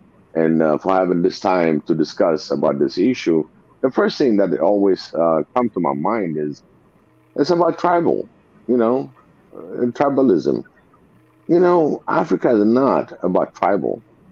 Africa is built on nations, by nations. So whenever they want to discuss about us as African, to belittling us, to really put us down, they always say, "Oh, it's tribal. It's tribal." No, I'm sorry. Africa is by nations, within nations. Why is it not recognized that we had kingship on every tribal that's so called right now? There were kings, there were princesses. Why is it to define us in the tribal level? What does tribal means? It's an English word. For me, in my language, we have neged, neged. We have different languages in defining a nation. Ethiopia was 14 provinces. Each provinces, including Eritrea at the time, had his own kingship. But again, in order to really be king, you have to really demonstrate that you are the king and what you represent in that nation. But for the Western world, for any world, in order to belittling us, they talk about tribalism. We're not tribes. We're not tribes. We're nations that build the continent. Why is it? Look at the Zulu. They're tribes. They're nations. They got kings. But they're tribes, right? According to the English term. We Africans should be proud of what they call tribe. They're nations. And we respect every nations within the countries, within the continent. Once you start believing that we are a nation that build the nation and to build the continent, then we change the narration of what they want us to believe. Every time that I say, oh, it's a tribal issue, they think about, for me, as a Tigray or Oromo, on my side that I see, and then you call them tribes. They're not tribes. These are nations. It's just now things start changing for political advantages and geopolitics information. We are nations that build nations within the nations that build the continent. Why do we have to go on what third level within a nation? There's tribes, of course. There's different things, but why they just put it so small while the issue is so big? We need to be economically savvy. We should be independent from in the food security. We should be independent in being Africans in the globe. We are the largest continent in the world. Very few of us, 1.3 billion, just 1.4 billion. By 2030, we're going to be 2.5 billion. How are you going to handle the voice of 2.5 billion people that has the largest continent in the world? Do we have power, or are we going to be always saying, oh, tribal issue, tribal issue, tribal issue? No, I don't accept that anymore. We are nations, built by nations within a nation, try to advance Africa. So from now on in the Swahili Nation One Africa, we're not going to be talking about tribalism. We're going to be talking about the big picture of being one Africa. This is the road. This is the path. We have to be very strong when it comes to tribalism and definition on how to divide us. No, we're going to say, I'm African. The minute that you say African, you have more power. You have 53 other nations that support you as being African. So we got to change our own narrative. We're not going to be defined to the tribalism. Let us take care of that ourselves as Africans. First, be African. And that is the most important information that I can pass on. First, accept it. You are in the continent. You are from the continent. You are segregated or dispatched out from the continent. You're still African. Your blood is black. I'm talking about including the diaspora. As long as you're black and you define as black, you are from the continent. There's other ventures that we have to venture out as being blacks.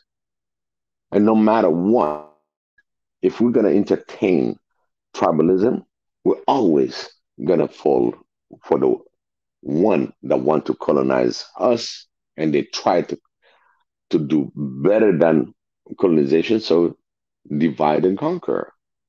So we Africans got to stop thinking about how we were defined by other people's narration as tribes. We're not tribes. We are nations. Take pride of your nation. If you're Grage, you are a nation. If you're Romo, take it, you're a nation. Kukuyu, you are a nation. Why is that you're going to strip my Africanism while the Queen in England, oh, is the generation from Arthur, from this? Well, you know what? All the Scottish, all the Wales, do they call them tribes? They're not tribes, they're nations according to their descriptions. So Africa is built by nation. Let's accept that first. It's not about tribe, it's an English word. That English word doesn't happen down in the nations the way they have the authorities and their way of lives. We're not tribes. It's belittling us, just like the little people they can conquer as tribes. We're nations built by nations. So as long as we are Africans, then we don't have to worry about the nation a part of it, tribalism part of it. First, the change comes within. Brutally honest. Are you African? Are you with us? Are you out of? You're out. For me personally, as B, are you in or you out? Are you African? Are you qualified to be African as black? And then it goes through not just the continent, but all the Africans that went out of the continent and explored other world and found those worlds that never been recognized. Now you say Columbus. Oh, Columbus find out it's a new world in the United States. But our Africanism, our being Africa, we explored the world before anybody explored other parts. When do we get the respect? The respect where we're going to say, listen, we're not built out of tribes. We are nations. That's how a nation is built upon nations. And this is why everybody is concentrating as tribal. Oh, just a little things in here, belittling us. Why? We're the only one that's going to change this word. We're not tribes. We're nations, built by nations. Within nation, there are other nations that made that state of Kenya, Ethiopia, Nigeria, Congo. You want me to go on with all the states? So first, we got to change the word tribal. Whatever they call tribe is a nation. And now stop believing in the narration of the West. There's no such thing as tribes. Tribes meaning within the nations, there are small villages here and there. Yes, but you know what? They formed a nation that can answer for them. But they will shut out, take the head out, and then say, oh, they're just tribes. We're not tribes. We're nations. As long as we Africans understand that you are African, the first thing, and they are built out of nations, that's how we can compete in this globalism as nations, as one. Yes, we have differences, different colors, different things, but we're still from the continent. That's the respect we need to bring in and demonstrate to the globe. We are Africans. We're not just tribal. We are built out of nations. The rest is divide and conquer. So they go straight down to their definition of tribes. It's an English word. But in Amarinya, we got different definitions. But again, Africa lost their own language except Ethiopia. They will teach you Dutch, they will teach you French, they will teach you other languages, Where now Congo is like going, listen, when the French guy came in and said, you know what, we want to get you this and that, but we want you to bring in the French speaking. The guy said, listen, I'm trying to get my own language established within my nation. He didn't say within my tribe. So we got to stop thinking tribal. We are nations. This is my message, Mondatezi. I'm going to fight this to the death because we're not tribal. We are nations among nations. Each had his own government. Each had his own way of running that particular region. Why are they tribal? Why they just call it tribal? No, always they said Africa, oh, it's tribal. No, nation. These are nations. Biher sab. This is the definition in my language. Biher sab. It's nation within among nations. As long Africa doesn't stop believing us being tribal, we're nations. When we say we are nations, and the first most thing is you're African, you stop it right there. We are Africans. Don't try to define our tribal, our nations. Don't define that. We are African. We're all together in it. Do not divide us to conquer. We're going to fight you back. We want to be in front of the world, competitive, deliver.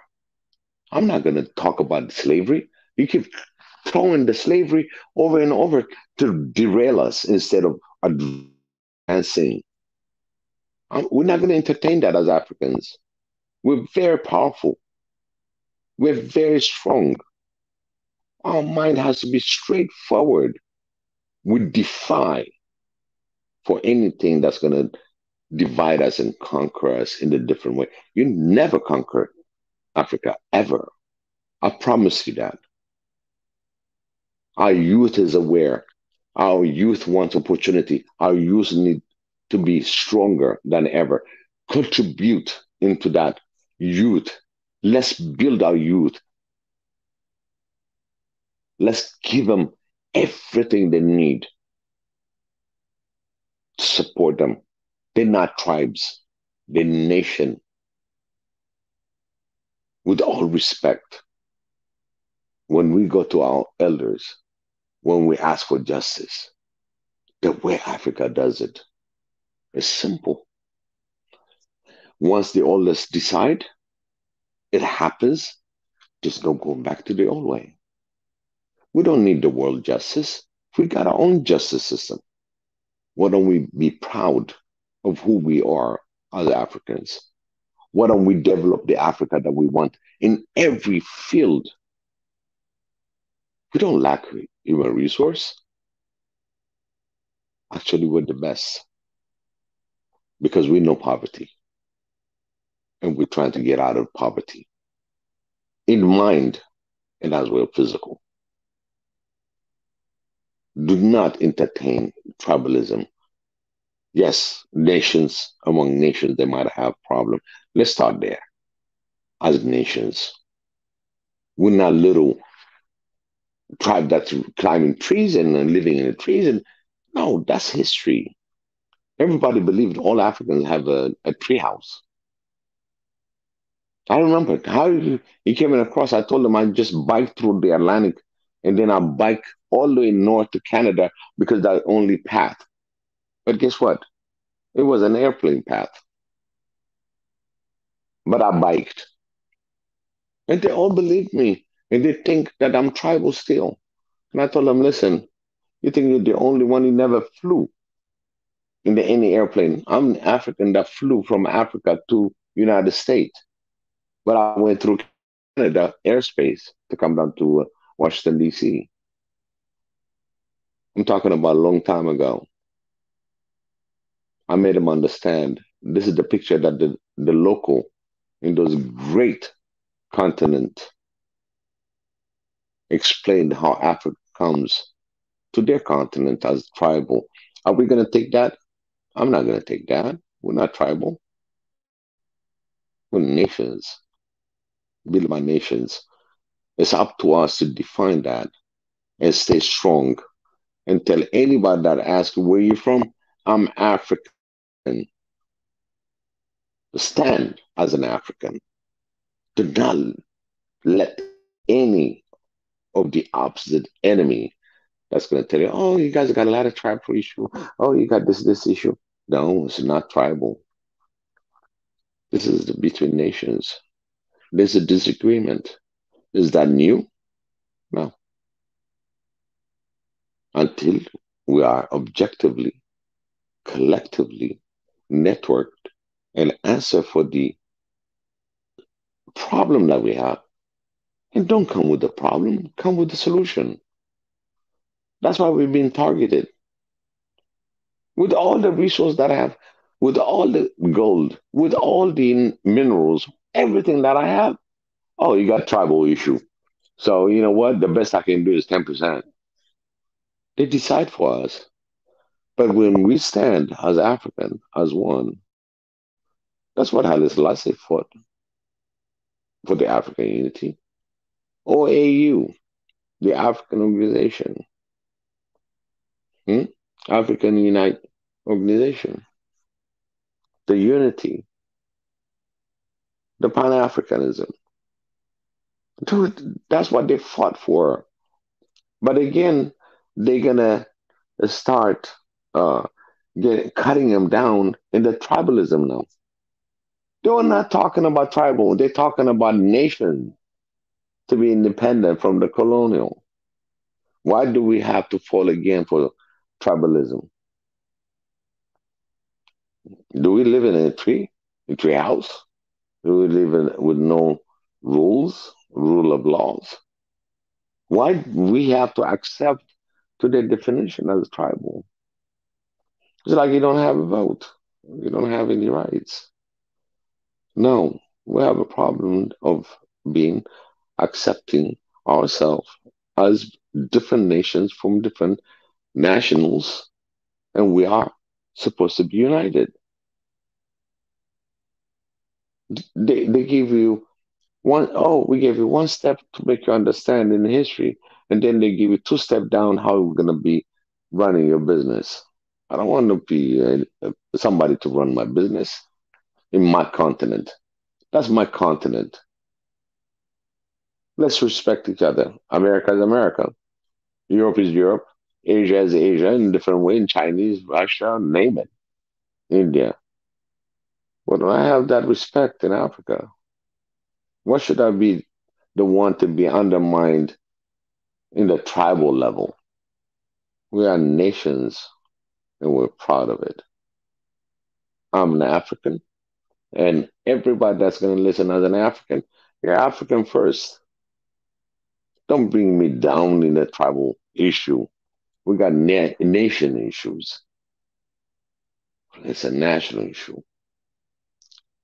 And let's close the gap of agreeing to be as an African because this world is global. The economy is global. So let's compete for the best and what we can do for Africa. So let's stop talking about tribalism among us to begin with, and that's how we're going to lead by example. That's what I have to say, Montezi.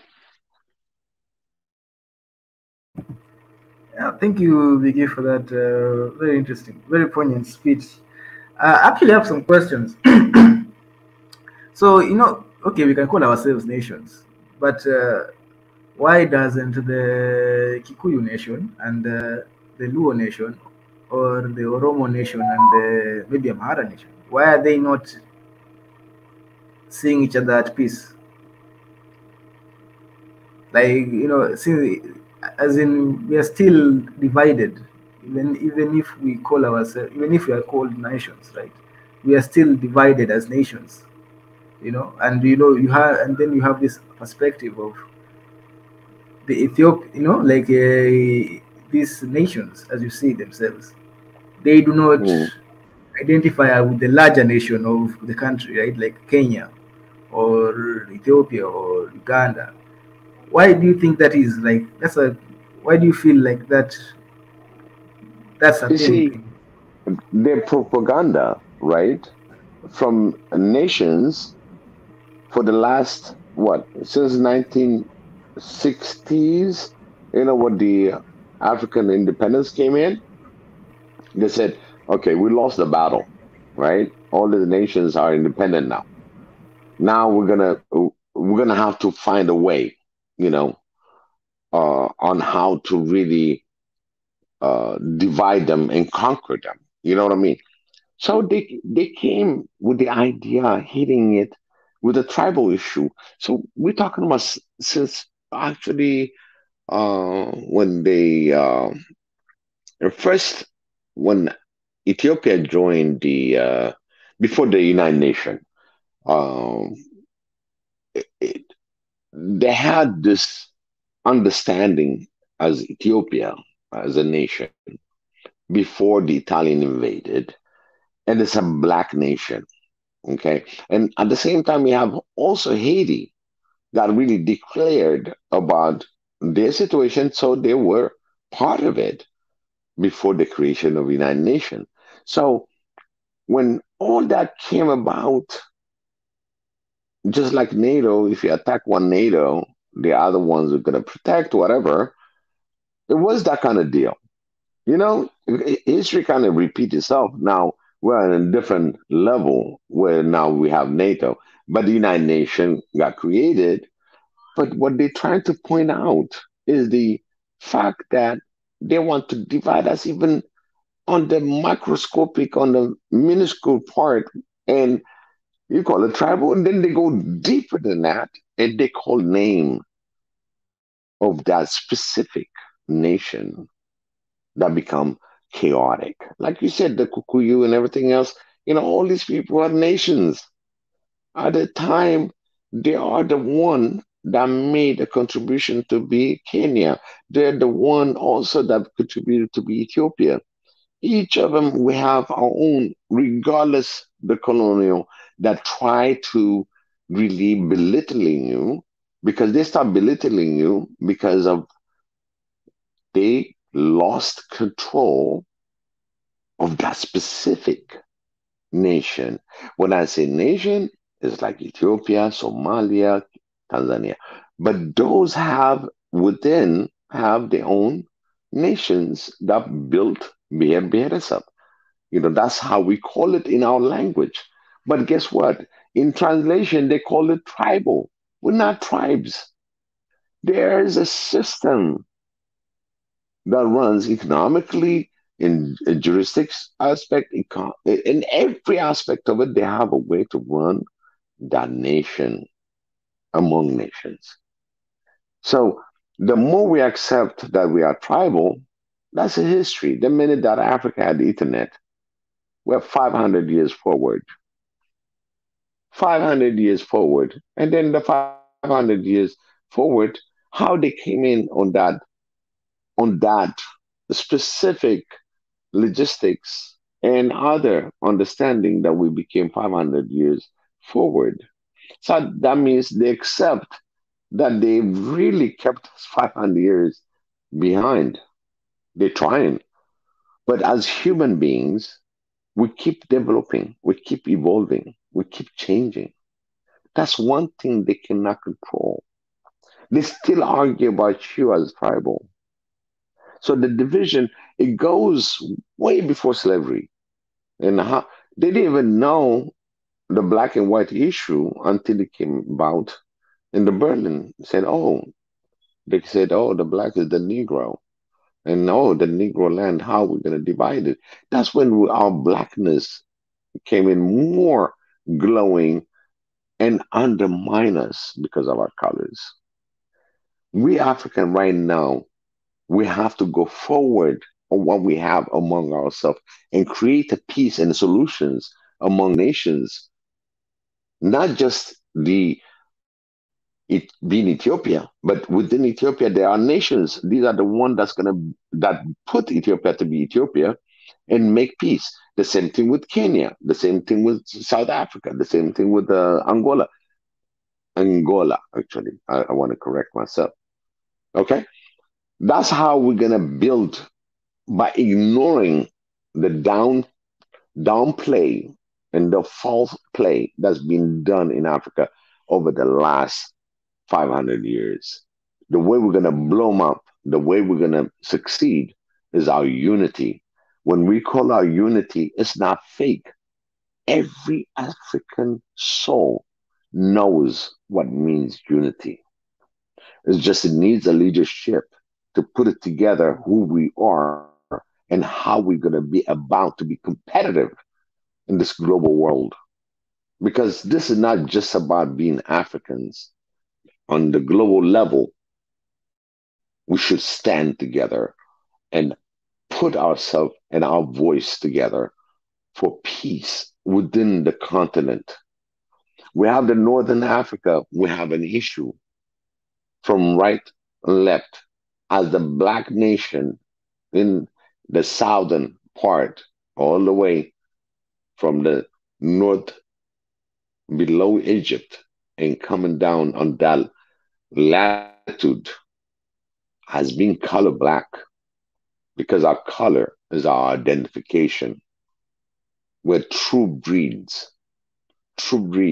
that being the origin of mankind. Scientifically, they found it and they proved it over and over.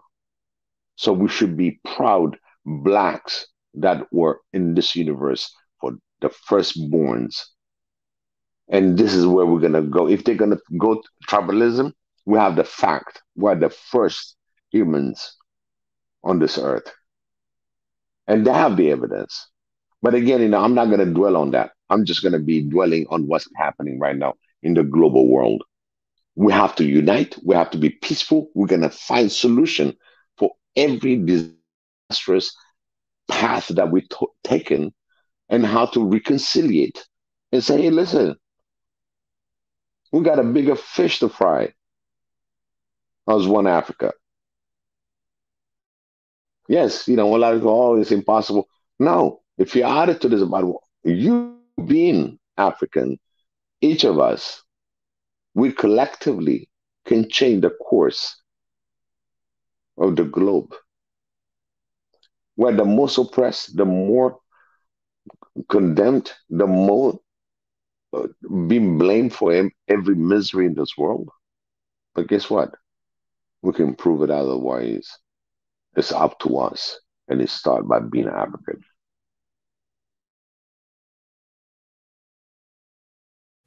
Okay.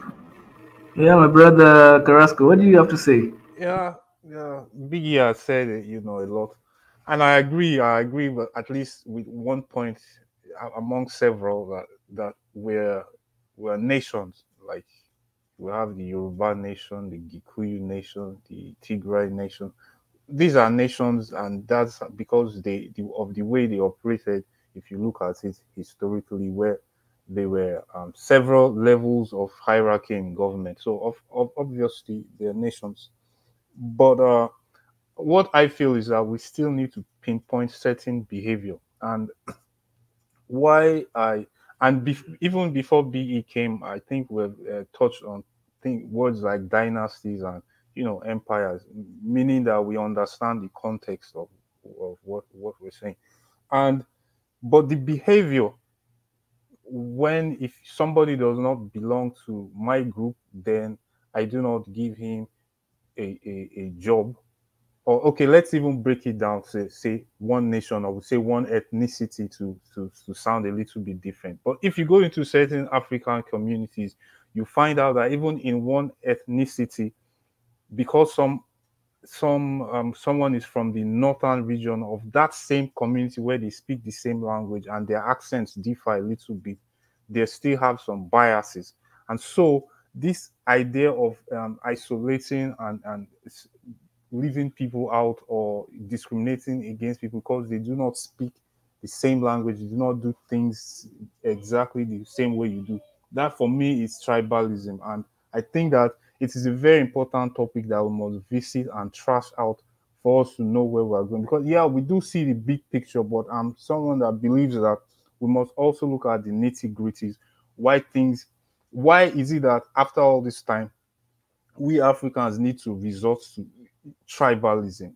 if it's not that a big issue. It is an issue, and we need to really look into it and see what is really causing it before we can go to the bigger picture. Like, and then something about nation. When we use the word nations, it's good, it's great, but we also should remember that it also brings into play the nationalism. So somebody like now, so like we have the people who want to secede from Nigeria who call themselves the Yoruba nation, and then we have other people, they call themselves the Biafra nation, and so on and so forth. Now, if we use that word, we know we are right. But since we are now in certain kind of nation, we're in nation states as been defined by Western constructs, which we have lived in for at least 60 years or more for the most of us. When we use the word nation now, I think it connotes different things. For Nigerians now, when you start speaking of nation, their ethnicities as nation, you are suggesting that it's time for them to secede. However, I still support that yeah, I agree that fundamentally these are nations. Some of them were even empires. I agree, but the reason I'm here today was to talk about that behavior that seems to want to dominate in certain political spheres and then wants to isolate at the same time. And that behavior itself, I feel fundamentally is tribalism, because I don't know any other name to call it in the African context. Yeah, and this is what I'm trying to say. You are really on the dot. But what I'm saying is, when the nation with the nation, when they start discussing on something, and the other part that listen to your nation represent like a tribal when it comes to the outside influence. But unfortunately, uh, Africa had empire left and right, kingship. I mean, we had all the princesses. We have everything historically before the white man. You understand? It's the oldest continent, the first continent for mankind. It's been proven. But they deny us on that aspect of it because we really fall to their traps. The first thing they're going to say, oh, Tigray is a tribe. Tigray is not a tribe, it's a nation. They have their own things. Amara is not a tribe, it's a nation. Upon one time or the other, they were empire that influenced globally. Nobody talks about when the Ethiopians were defeating the Romans. They cannot even come south. Nobody talks about that because they want to hide it. And the way they're going to hide it is by calling you tribal. Africa is tribal issue. No, it's a nation issue. And if you really want to solve issues among the nations, and they have the rules, it's already set out, it's there, but they keep influencing one of the other nations, saying, well, it's a tribal issue. So they drop the ball. There are laws among nations when they form the country. They have the inner laws. Whether they agree, disagree, they'll come up front, they'll discuss it. And in fact, African nations, they discuss among themselves when they have differences, including intra-nations marriages, not to have war, or if they had war, to have peace. They even go to that length as a nation. The problem is now when you have another nation, that means let's take the northern part, the southern part, they all have established pretty much the same rules. But unfortunately, they want the north to have fight with the south that they even have no border to each other. Now they take them also as exaggeration. Okay, now we have a problem. This one is not going to bite because I don't want to keep given the example about the Tigray issue, but it's all over. The Nigerian issue, the same thing. It's just the north, south, west, whatever, they start giving it like a lat long. But these people are not lat long. We're not about longitude and latitude. We're human that live in harmony among each other. We're not defined by lat long because he moved the latitude and longitude one left, right. It's a different number. We're not about number. We're human. And now I'm going deeper on how they're going to divide us in the longitude from east, west, north, south. For us, it's a reference, a guide, how to travel to the continent, but who we are doesn't limit us to lat longs. Our continent is vast, and I understand the minute that we're going to entertain tribal, we have a problem because already within the nation, you call your nation one of the nation being tribal, then you have a problem because they're not. They have history, but it doesn't mean who ruled first, who did not rule behind. This is part of our history, our legacy. Enjoy and share among ourselves how strong we are collectively as a nation. That's Biggie, how we promote. I get all that, but let me put this to you quickly before you continue. Like in my country now, that is a problem now.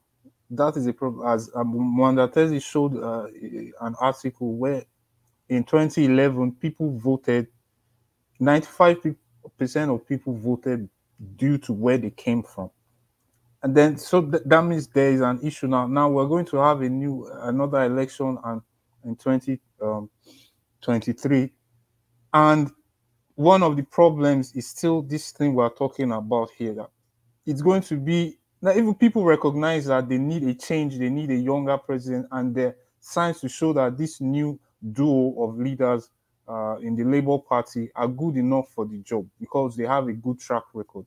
But still, this issue of ethnicity still is a strong issue that needs to be getting. So it's a problem in Africa. And so I think this is why we need to get to the bottom of it and see how we can maybe we can find out the reasons why these things are like that, so we can get beyond it and move ahead as one Africa as we want to be.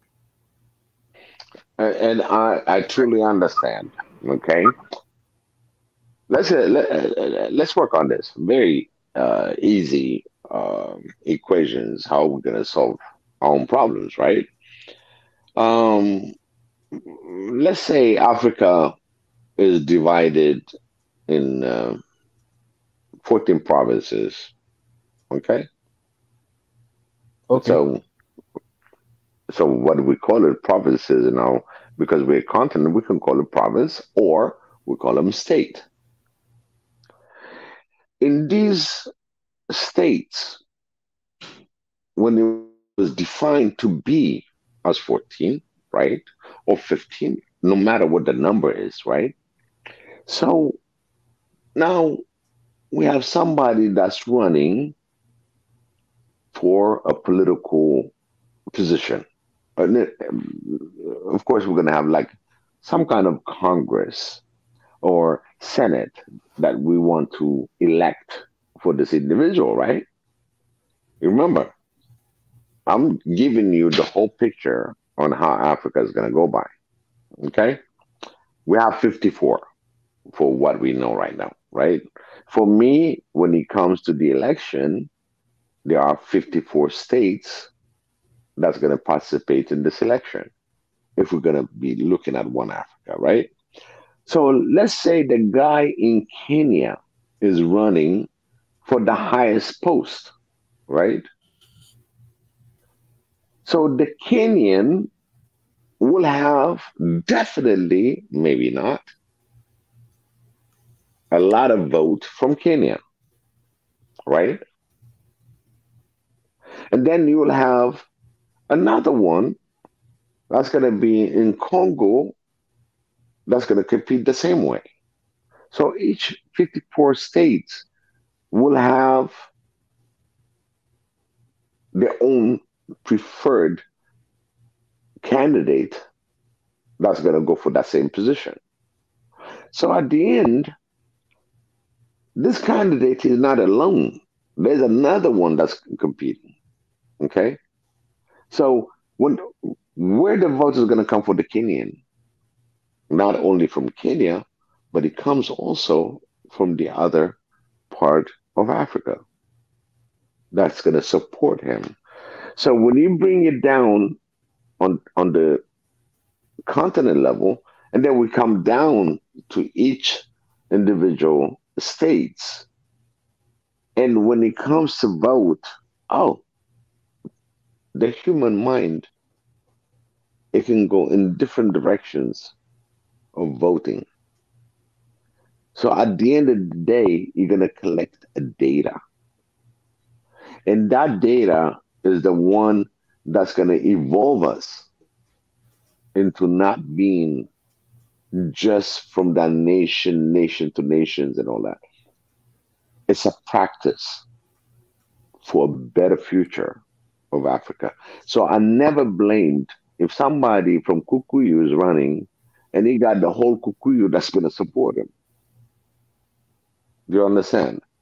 It's just like any other part of saying, okay, you Kikuyu, and then you have another one that comes from, let's say somebody from Ethiopia is going to say, oh, you know what? I believe in that Kikuyu, but he's not Kikuyu. But he came in from Ethiopia, and he believed in that role, and he said he's going to perform. So we're going to have to go on performance level. So this is what I was saying, we got to get out of this tribal labeling to a nation labeling, because we are nations.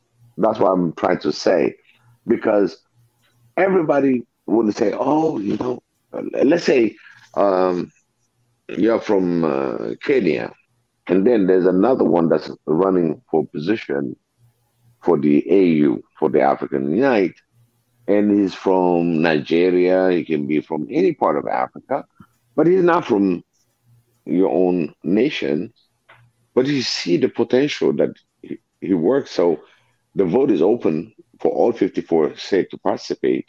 And when you start voting based on the capacity and the responsibility, you're not going to look at it from, oh, he's just a Kikuyu, so I'm going to vote for him because of his being Kikuyu. Because you know what?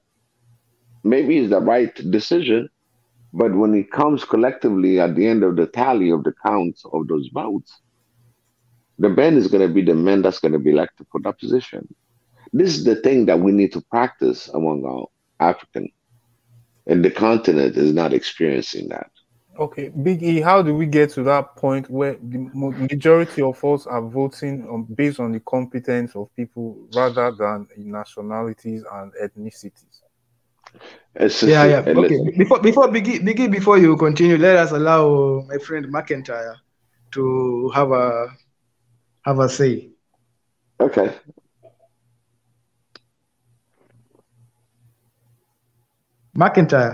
Andre McIntyre.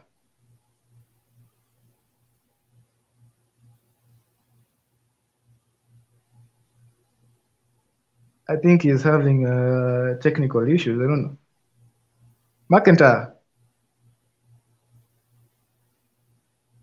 Okay, then let's welcome Maria Antoinette. Welcome to the conversation, my sister. You're welcome. Hello everyone. Hello. I just wanted to endorse a point that was made about nepotism and the awarding of employment positions. That is one of the reasons that tribalistic conflict persists. As long as there is this problem of lack of opportunities and limited resources, we'll always feel threatened when we see someone of another tribe achieving the same goals that we would like to achieve, but we'll feel deprived of the same opportunities, and that is a source of great conflict. We can't solve the problem of tribal conflict without addressing creating more opportunities for people to reach their potential. It is very much linked to economics.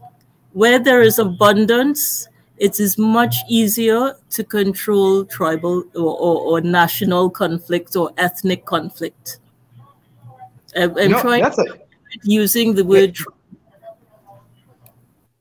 Yeah, Antoinette, you've spoken a very, very interesting point. That let's explore this point.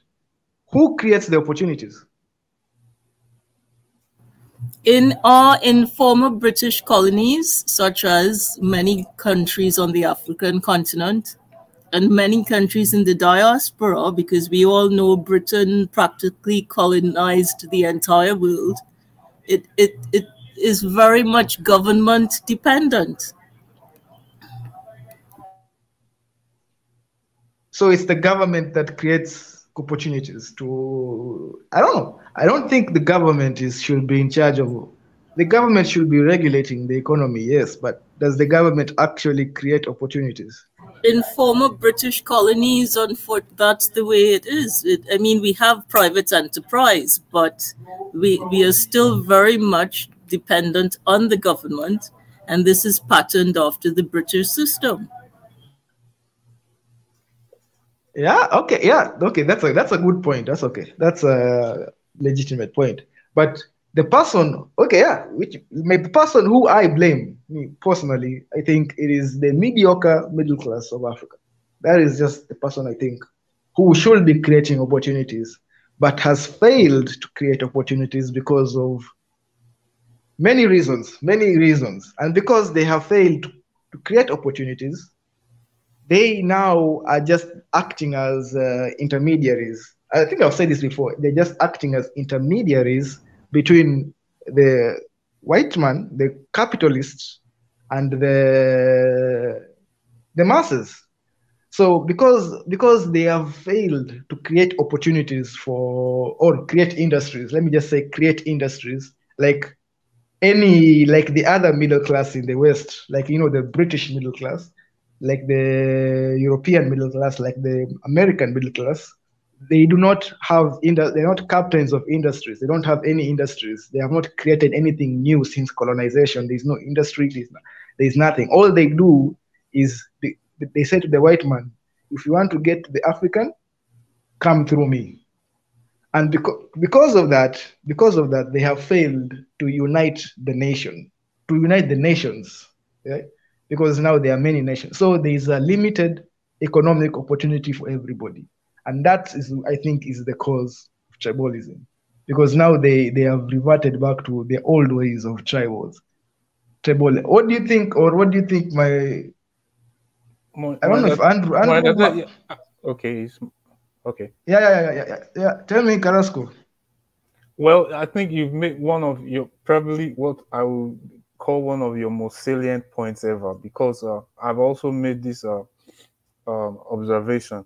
I think, but the African middle class is suffering from what I feel is a combination of cultural continuity and creative apathy or creative laziness, because I think but he's at some point not to blame, because what really happened was that we had people who lived in purely African communities who were either farmers, who were hunters, who were canoe makers, drum makers, different kind of things, and so that was they were the middle class in those times. And then there was the ruling class. There was also the merchant class who moved about. Then the poor people would be people who were maybe women who were widowed and things like that. But that middle class of that time was, especially in places like the Yoruba land, where they were so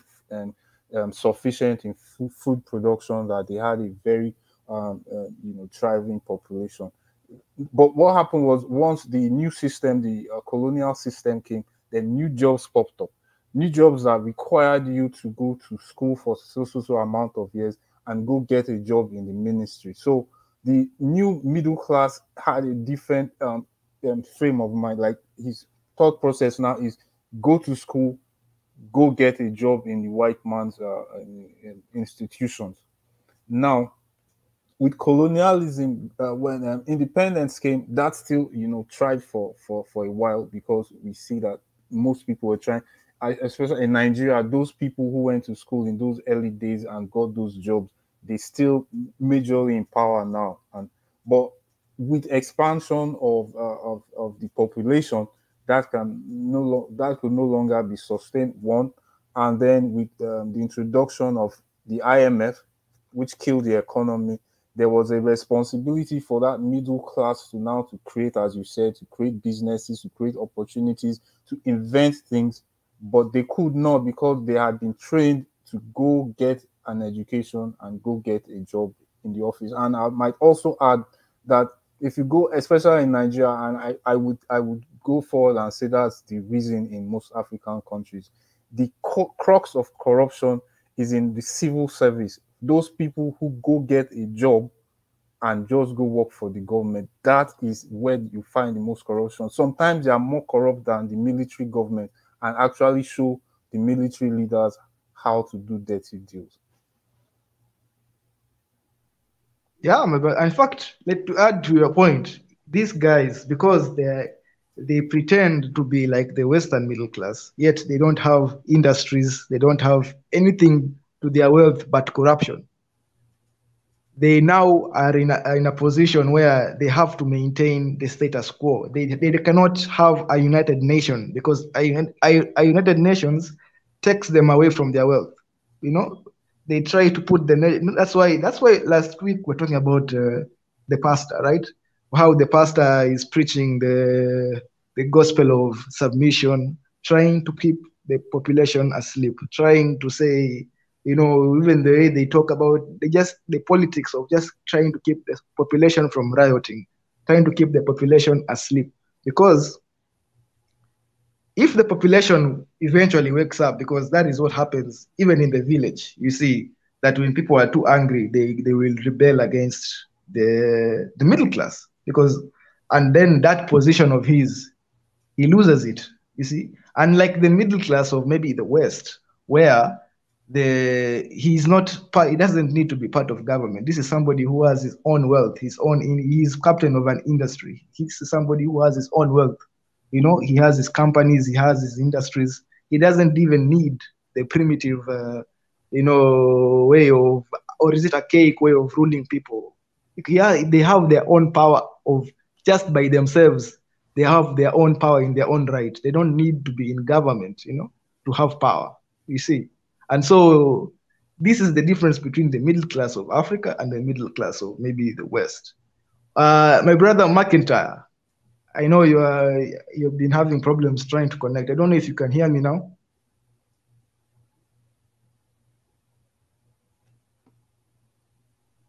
Hi, can you hear me? Yeah. Hello. Yeah, we can hear you. Oh, guys, thank you for having me on the show.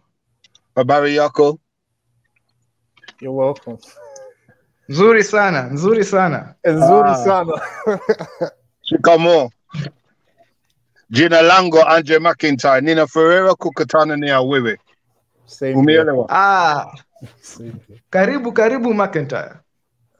Asante sana.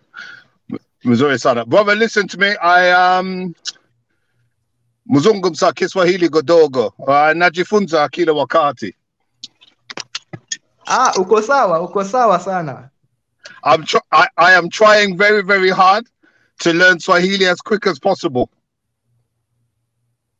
Yeah, Swahili is good. It's not bad. It's good. You can form sentences and you can communicate. Yeah, so okay, it's better than most. Hapana, yes. Okay. Muzungu hapana. Thank you. Thank you, Santa Tonabo. Listen to me. I want to explain to you guys who I am. So first of all, I am born in Britain. I am born in England. So my nationality is supposed to be British. My mother and my father are Jamaican. So my parentage is Jamaican. And obviously then my ancestry is African. Definitely. Right. I am a former 8 times world Thai boxing champion. I have traveled the world. I've been to many, many countries to fight and to compete. And I also was a former soldier. I joined the army. I didn't stay in the army, but I joined also. My mother was a army officer chef also. So the discipline and the understanding of certain things and my life experience in this country has been very extensive. I now retired. I'm planning to bring my skill set back to Africa to try to help us in the sport, because it's being taken over. The fight game has been taken over by the Wazungu, and they're trying to use Africans basically for either you sign up with them and make lots of money, or if you become a pro, if you become for example, when I was fighting for white promoters and white schools, and what happened is my name became quite famous here, but as soon as I started to promote myself, retire and promote, you get shut out of the door because they don't want you in administrative roles. Do you understand? Yeah. Right.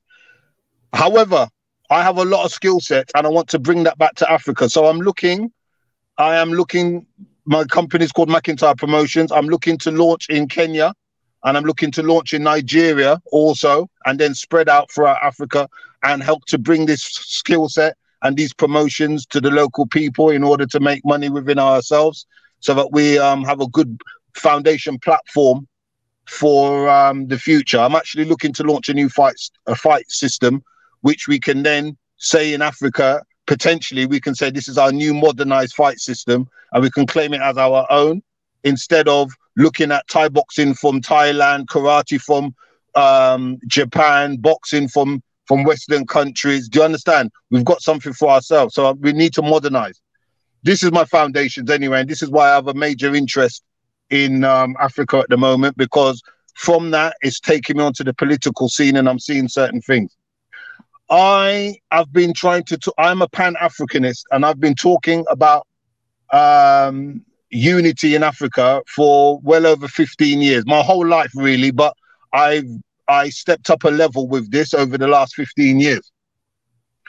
Now COVID knocked me back, otherwise I would have been in Africa 2 years ago, but it's knocked me back, so hopefully I will be there this year.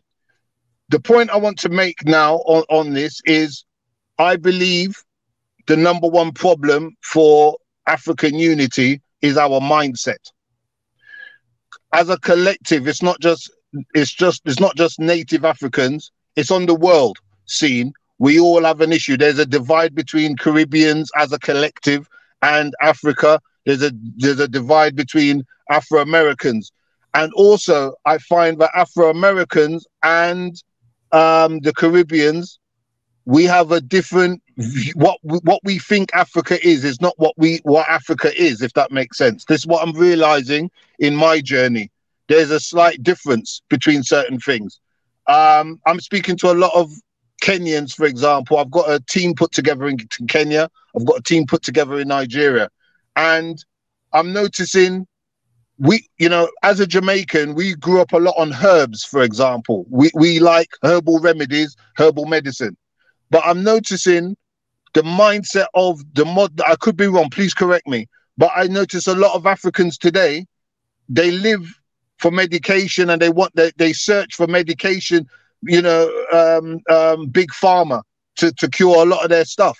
They're not really, they're not really following the herbal remedy path, which was blessed to them originally when our ancestors left Africa. I think this all forms part of the mindset of where we are going. We look too much to the West for certain things.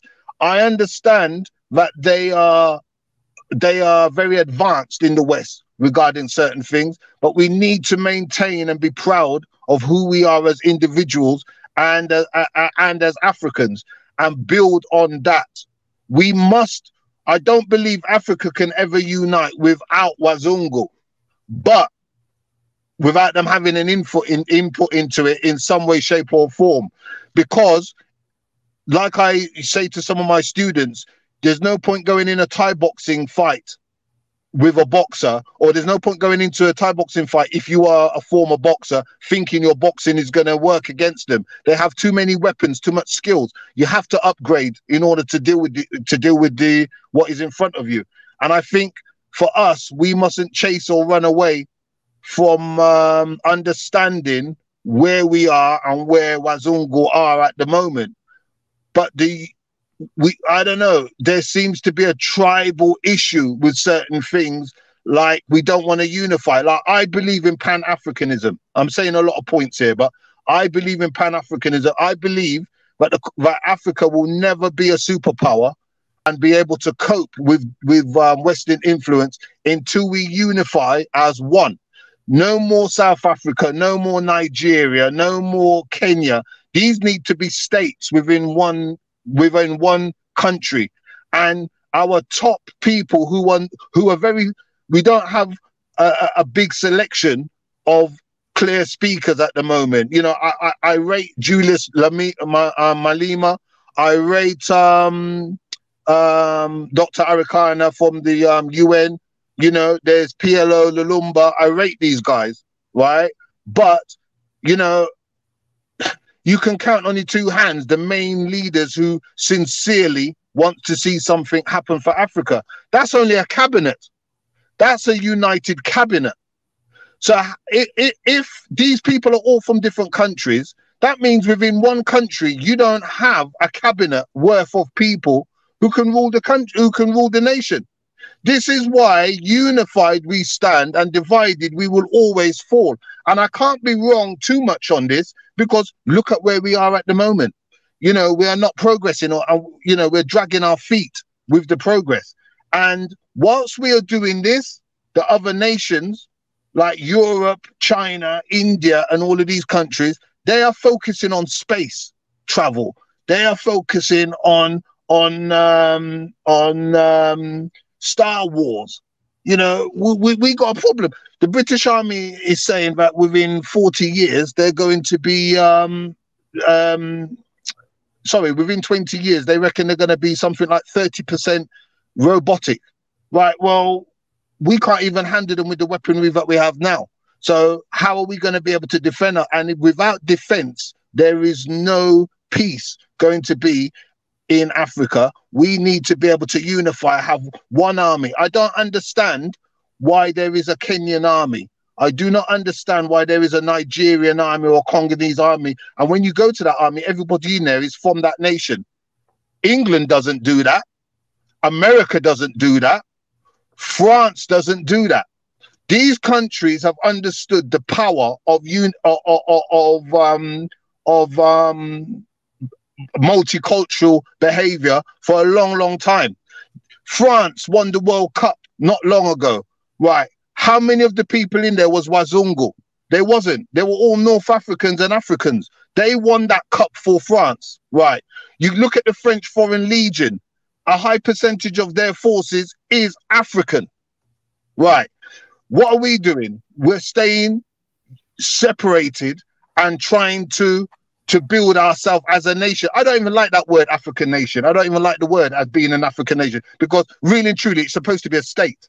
I know I know each country in Africa is massive, but it really and truly, when it looks at the power that they have, right, it's really a state.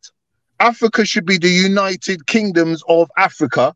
And what needs to happen is, by that pulling together the armies, then this is a major thing. Once you start opening up individual, for example, if Kenya was to say, oh, anybody who is African can join our forces, the mindset changes, because you're mixing with Yoruba, you're mixing with Fulani, you're mixing with Congolese, you're mixing with Kikuyu, everyone's mixing. And by that, you have to call these people your brother.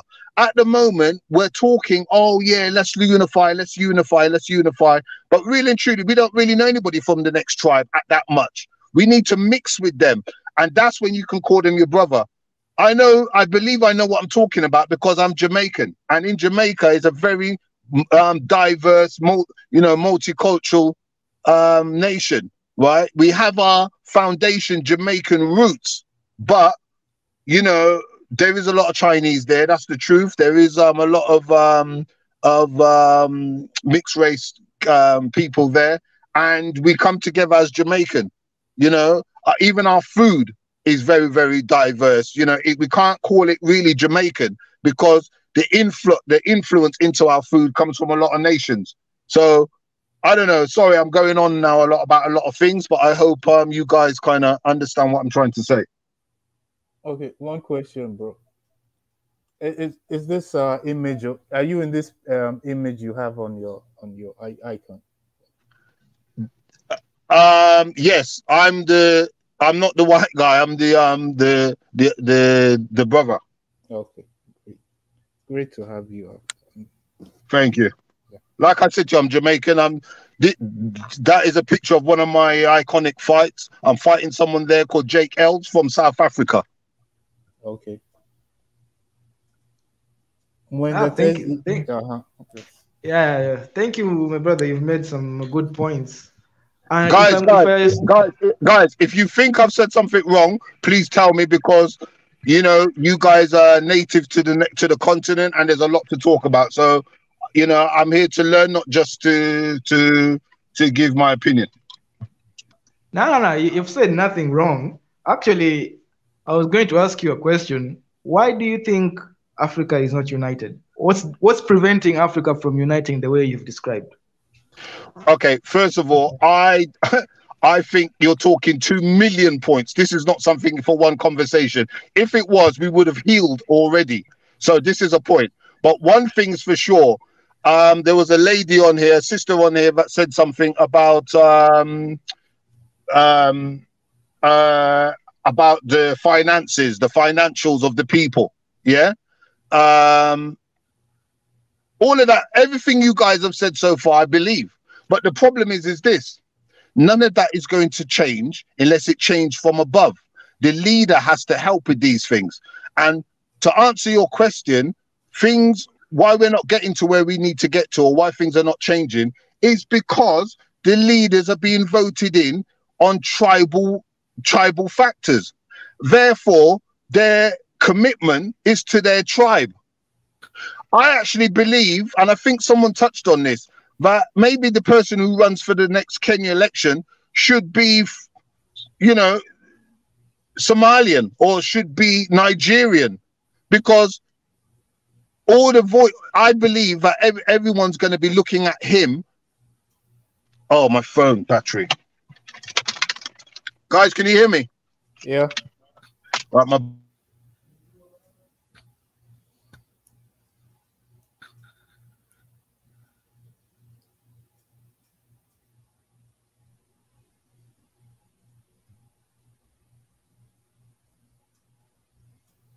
Yeah, I think Gus is charging his phone. Are you still there, my brother? Okay. Then let me give space to my brother Biggie. Been silent for a while. What do you think of the things that have been said so far? I know your notion of the nations has kind of been challenged a little bit.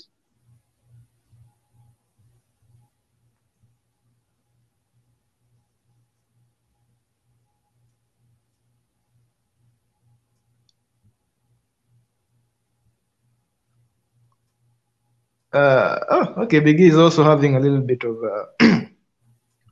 technical issues. So yeah, my sister Maria Antoinette.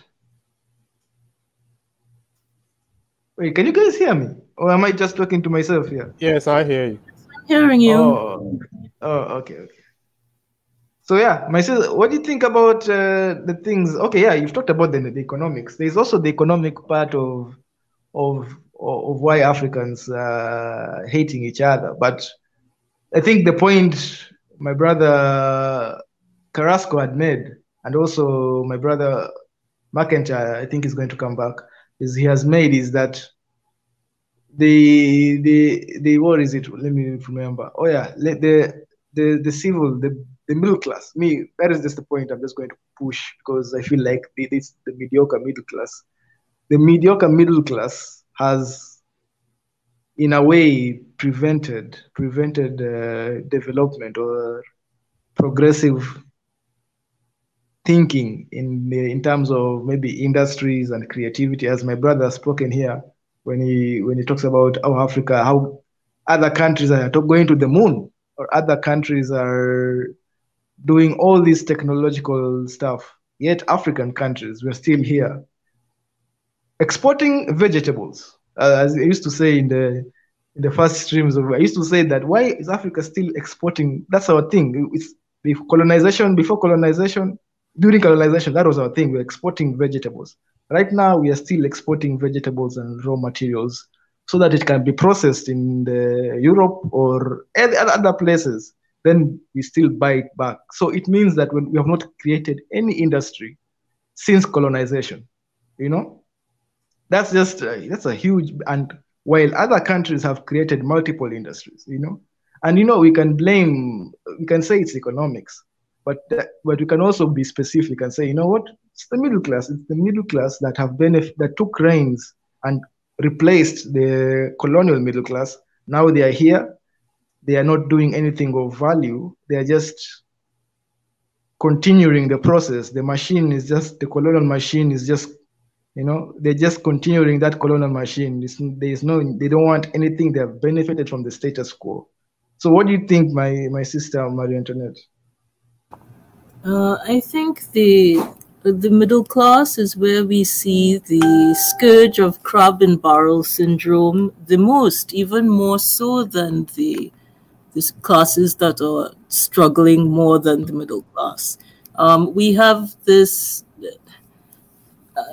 the educational system left by the British, where there are just a few scholarships awarded, and that the entire population has to scramble for tertiary education. That has led to, well, in some part, to the crab and barrel syndrome that we are seeing. I observed some of my professors in Cuba. Normal, very dedicated people. One got sent to China to further her education. Another got sent to Russia to further her education. These weren't people of any upper class or geniuses. It's just Fidel Castro built his nation by sending dedicated, motivated people abroad to further their education. It wasn't a matter of everyone scrambling for a handful of scholarships, which is a scourge that the British system has inflicted on all its former colonies. And that is one of the reasons up to this day we have this crab and barrel syndrome. We should all be helping one another instead of competing for a handful of crumbs.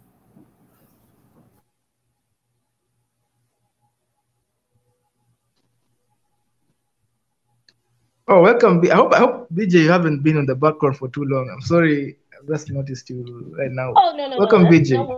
No worries. How everybody doing? Hi, BJ. Hello, BJ. Hey. Hey, them BJ. Hey. I can go octave higher if you need me to. Welcome, BJ. Oh God, this conversation is like, oh my God. It's deep. You guys were talking about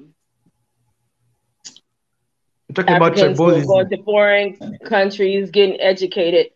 And I'm just like, in America, I see so many different foreigners come here and get educated and assimilate into the American system. One thing they don't lose is who they are. What I don't understand about us is, why do we get educated and forget who we are? We abandon everything, all of our culture, everything to fit into a system that you are only a minute spot in an ocean, and you think you're gonna have power. You're not. I just heard that Nigeria now wants to privatize their oil sector and looking for foreign investors.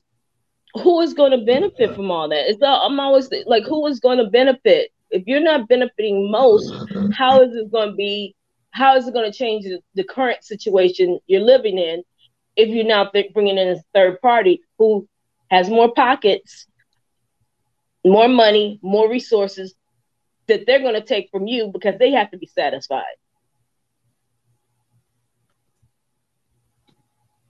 Yeah, you spoken the truth, because Nigeria is not short of billionaires, right? They've got so they have billionaires lots of billionaires in Nigeria who can probably take up all this and benefit and create, I don't know, maybe they're trying and we're just judging them. Even if they need investors, why aren't they reaching out to the other 53 countries on the continent?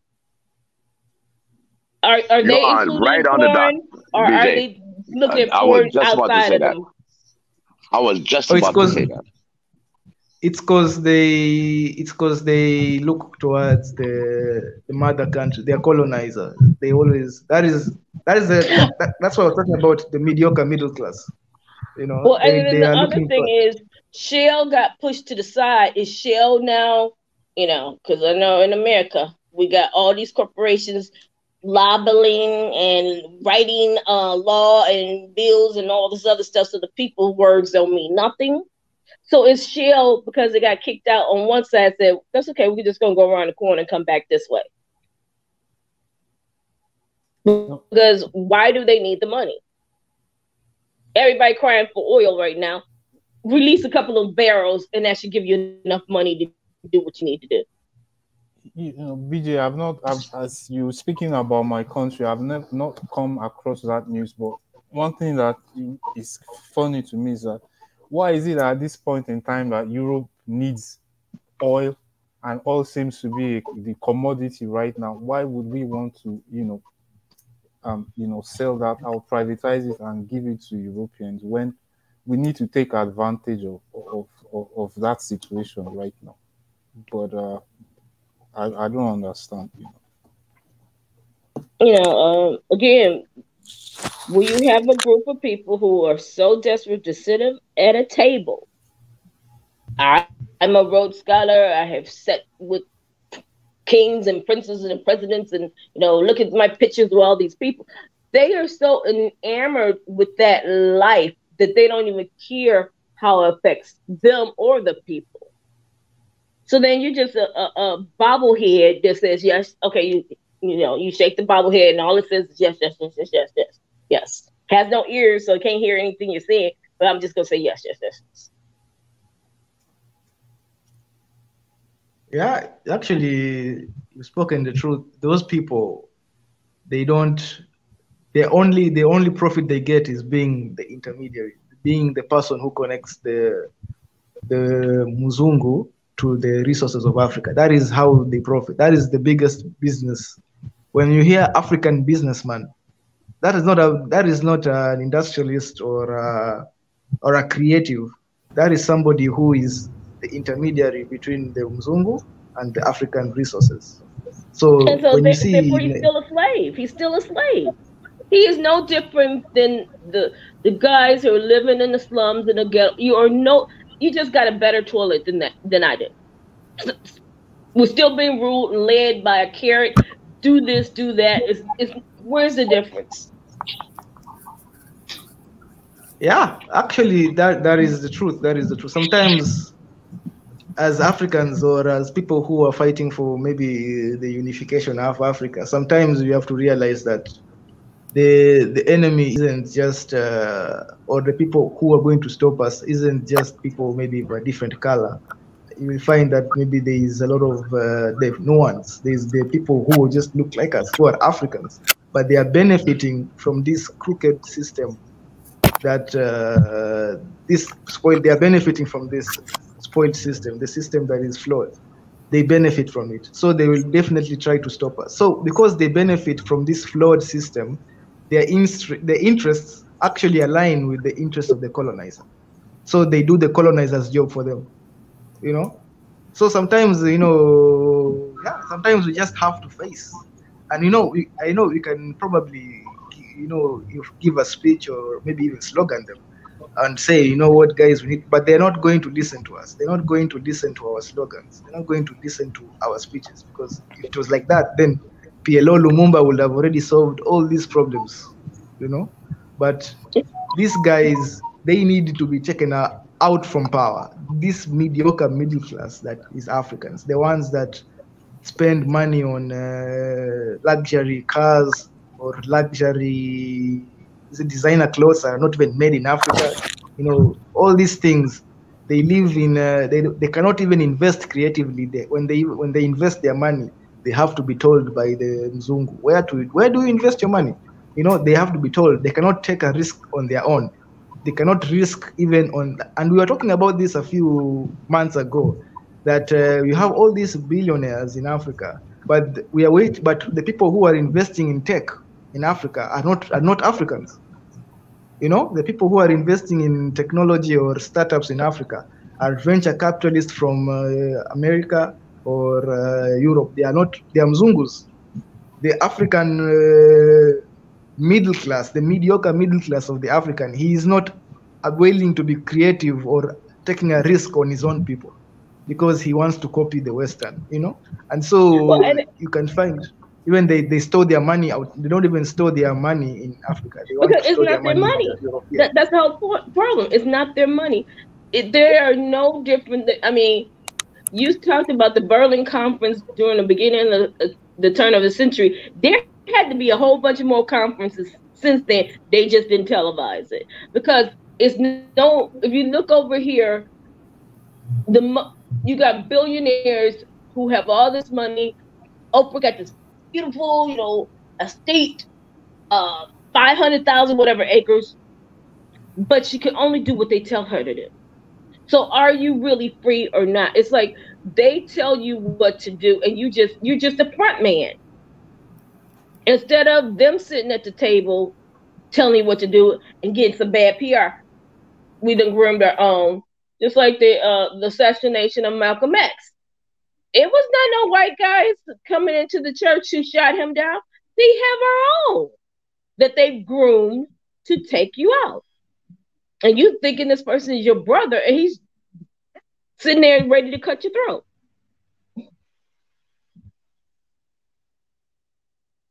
Yeah. Let me give space to, I don't know, Biggie, you're back. I've been listening. I was just on the background listening. And sometimes, you know, I lose the rhythm of my breathing when it comes to the continent. And I want to really have the real breathing. I have to breathe. And so many issues that comes. I'll give you an example. Let's say 10 trillion in my bank account. Can I buy Africa as Black African? Meaning this is my continent. Okay? I can be as rich as you want. And I'm going to protect it because that's my asset. You think they're going to allow me to do that? As one individual? That's why we have to come together. That's right. It doesn't matter whether you got a corrupt, mediocre middle class. For me, I'm looking at wealth building at the lower level. I want to show the little ones at the bottom. They're not little. They're very smart people. Don't take it literally. You know, how I'm going to funnel funds and how I'm going to have a wealth building. Africa is lacking wealth building. The mediocre middle class, it doesn't matter. If I'm going to make that at the bottom where they have understanding as an Africans, where they want to get. But at the same time, there's an age, you know, it's just like a wine, you know, the older you are, the older it gets, the better it tastes, as they say.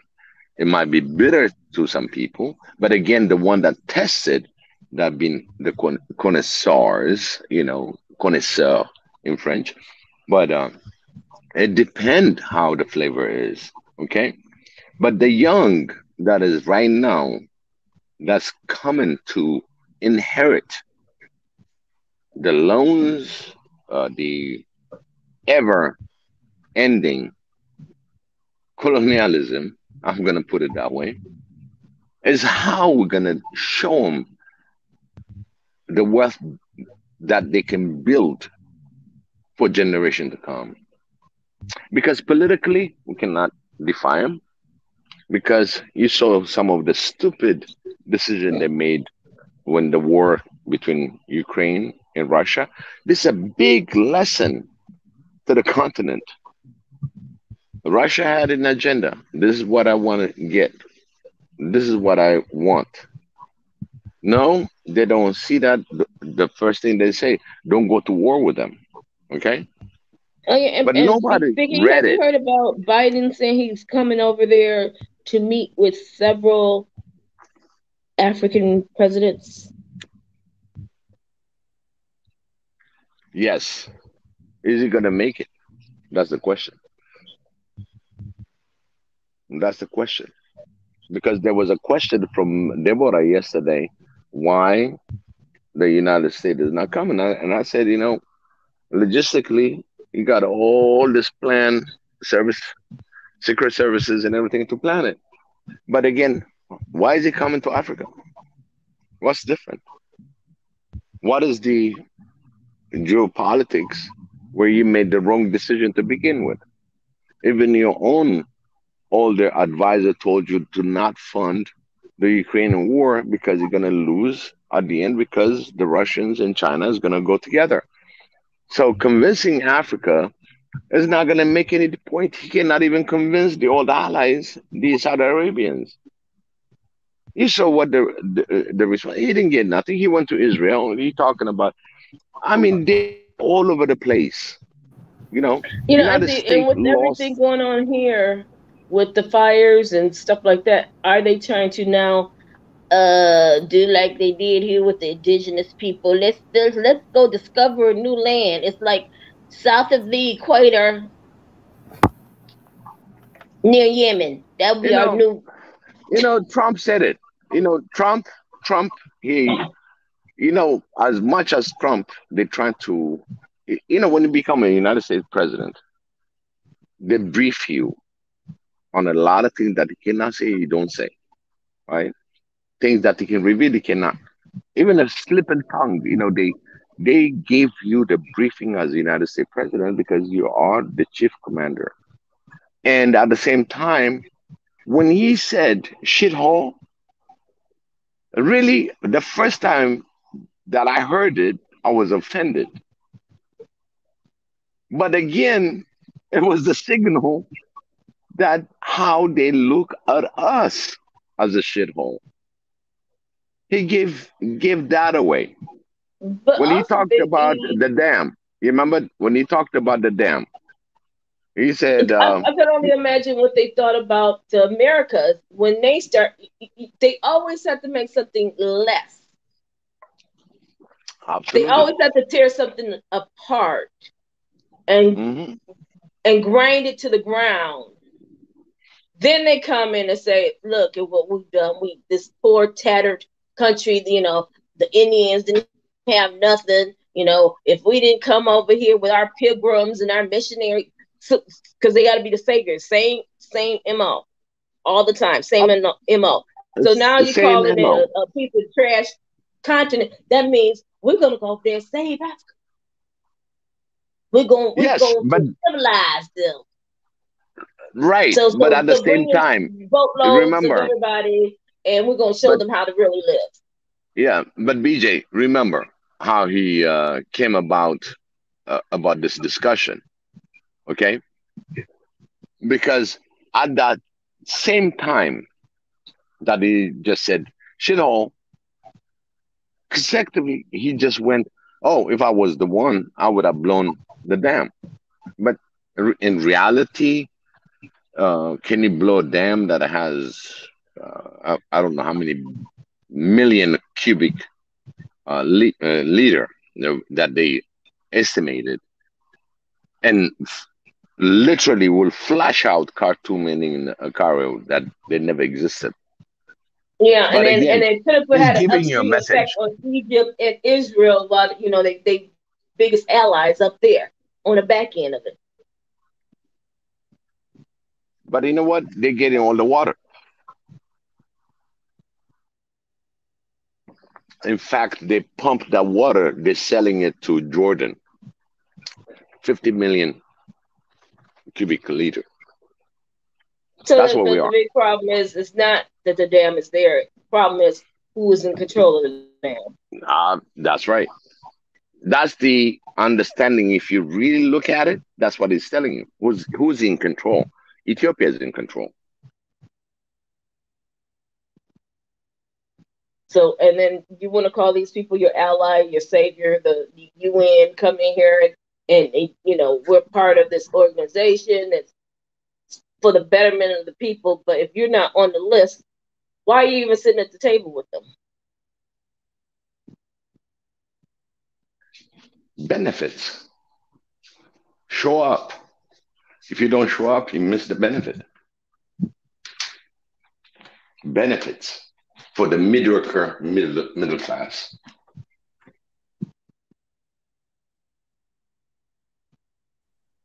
Yeah. I have no decision. I'm there. Okay, my brother McIntyre.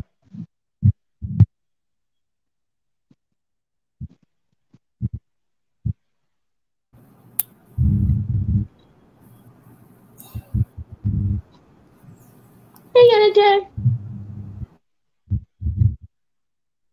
I think okay, as he's sorting out his issues, I think he has connection problems. I don't know. I think he's can you hear me, McIntyre? You have unmuted your mic.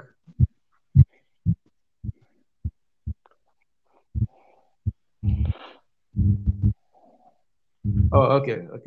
Where is he sorting out the? Yeah, he's talking, but for some reason I can see his. I can hear some voice, but it's rumbled. One time, could you please check on your mic?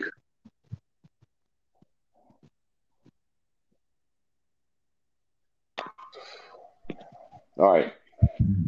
All right. To continue, just on the BJ, if a state of head coming in to visit Africa, it takes a lot of logistics, the safety, the security, because you don't want to be blamed for anything that's going to happen. And I've seen it on the other state of head going and visiting countries, the assassination that was trying to happen in the country. But again, this is the word that my interest is that I'm going to be out there in Africa, and whatever the agenda that I have, including the Europeans right now, whatever the United States is going to come to Africa is to reinforce the war in Ukraine and getting soldiers. You understand? So in that aspect of it, they want to harvest the African soldiers and trying to have a war against Russia.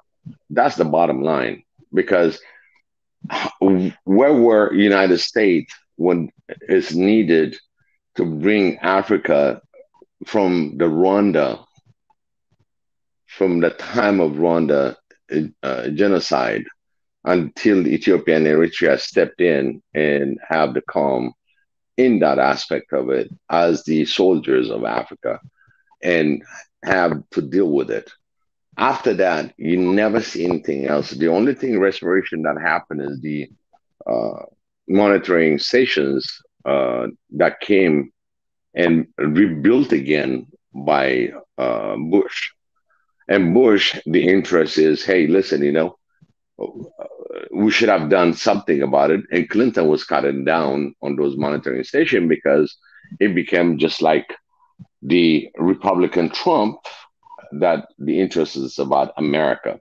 If it is the interest of America, you quietly do whatever you need to do within America, because America is spending so many billions and billions of dollars trying to have a proxy war right now, as we see, but they know it's not sufficient. They need the human resource.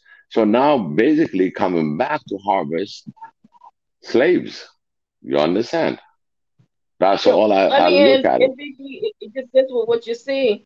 If you guys are going to go over there and say, okay, we're going to get in the middle of this battle, we're going to send our soldiers. One, it's going to leave you weak because then who's going to protect you? Two, where your soldiers going to be sitting at? On the front line, bang, bang, shooting them up, shot down, Vietnam all over again.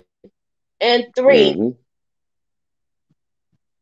who is then who is the real target? Is it Ukraine or is it Africa? You know, as you see it, it's Because they really always do upfront. two parts. They never do one thing for one reason. They always have multiple benefits out of every decision they make. Yeah, because Africa said no. On the average, Africa said, you know what? Whatever that's going on right now, we're not going to participate between the Ukraine and Russia. And at the same time, why would I fight for Ukraine to begin with? They're so racist. And I saw it and we watched everything on TV. Why should I be the first victim on something that they don't even, you know, It's that not even I'm your self even interest. human? What do you have to do with this? And I have no reason to go How out does there. it benefit you in all this?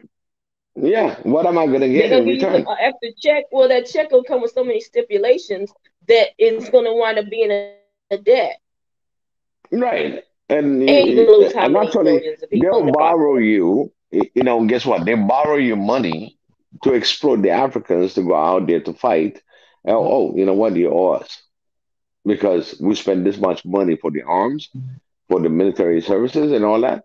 You know, Yeah, and then your this is people will be this on is the what front line this is with where I no was. guns, Yeah, no armor, no nothing, just a sitting target. And they'll say, well, it's because you didn't pay the check, or no, we actually sent it, and then went to another group. right. And at the same time, remember, BJ, when I told you at the beginning of this war, you remember I told you that everything is in proxy. So why should I get in a proxy where I'm not okay in a proxy war? Yeah, let me be a mercenary. Then I have benefit. And this is not about mercenary, but at the same time, when you look at it in the conventional war, and when you bring other international fighters, they become mercenary because they don't represent the country. Unless you give them citizenship immediately when they arrive, which I doubt it. But again, a lot of Americans, a lot of Canadians, and a lot of other nations participated. And the way Russia captured them is like mercenary. And this automatically, when he captured, is death sentence. So with all these laws and everything, at the beginning when I told you, I think the world is COVIDized. You understand? It was Corona virus. And then they call it COVID-19. So it's an operation name. So don't be fooled. The minute that they wrapped it up in a different covert and as well on the open for the listeners become COVID-19. But it's a corona. It's a coronavirus. It's all in the same. But they identified it 2019. So when was really United States acted? 2020. And the world acted accordingly after 2019. It was at the end of November. So there's a lot of plays, a lot of ways of doing certain things, but Africans, be aware, do not fall for this trap. And that's why I have breathing issue because it is so much that's been said in our show, so much involvement. And I want to really recalibrate myself in trying to understand all the comments, what is being said, because I'm truly, truly am African and what's benefiting for Africa. That's why I know when my heart beats higher than normal, my breathing is getting complicated, I know this is the point we need to discuss about and how to approach it. I start recalibrating myself on the show right now. Yeah, but Biggie, everything wraps around that dinero, dollar, yen. I don't know a lot of African currency, so forgive me. But it's about the money. If you snatch your money out their system cannot survive.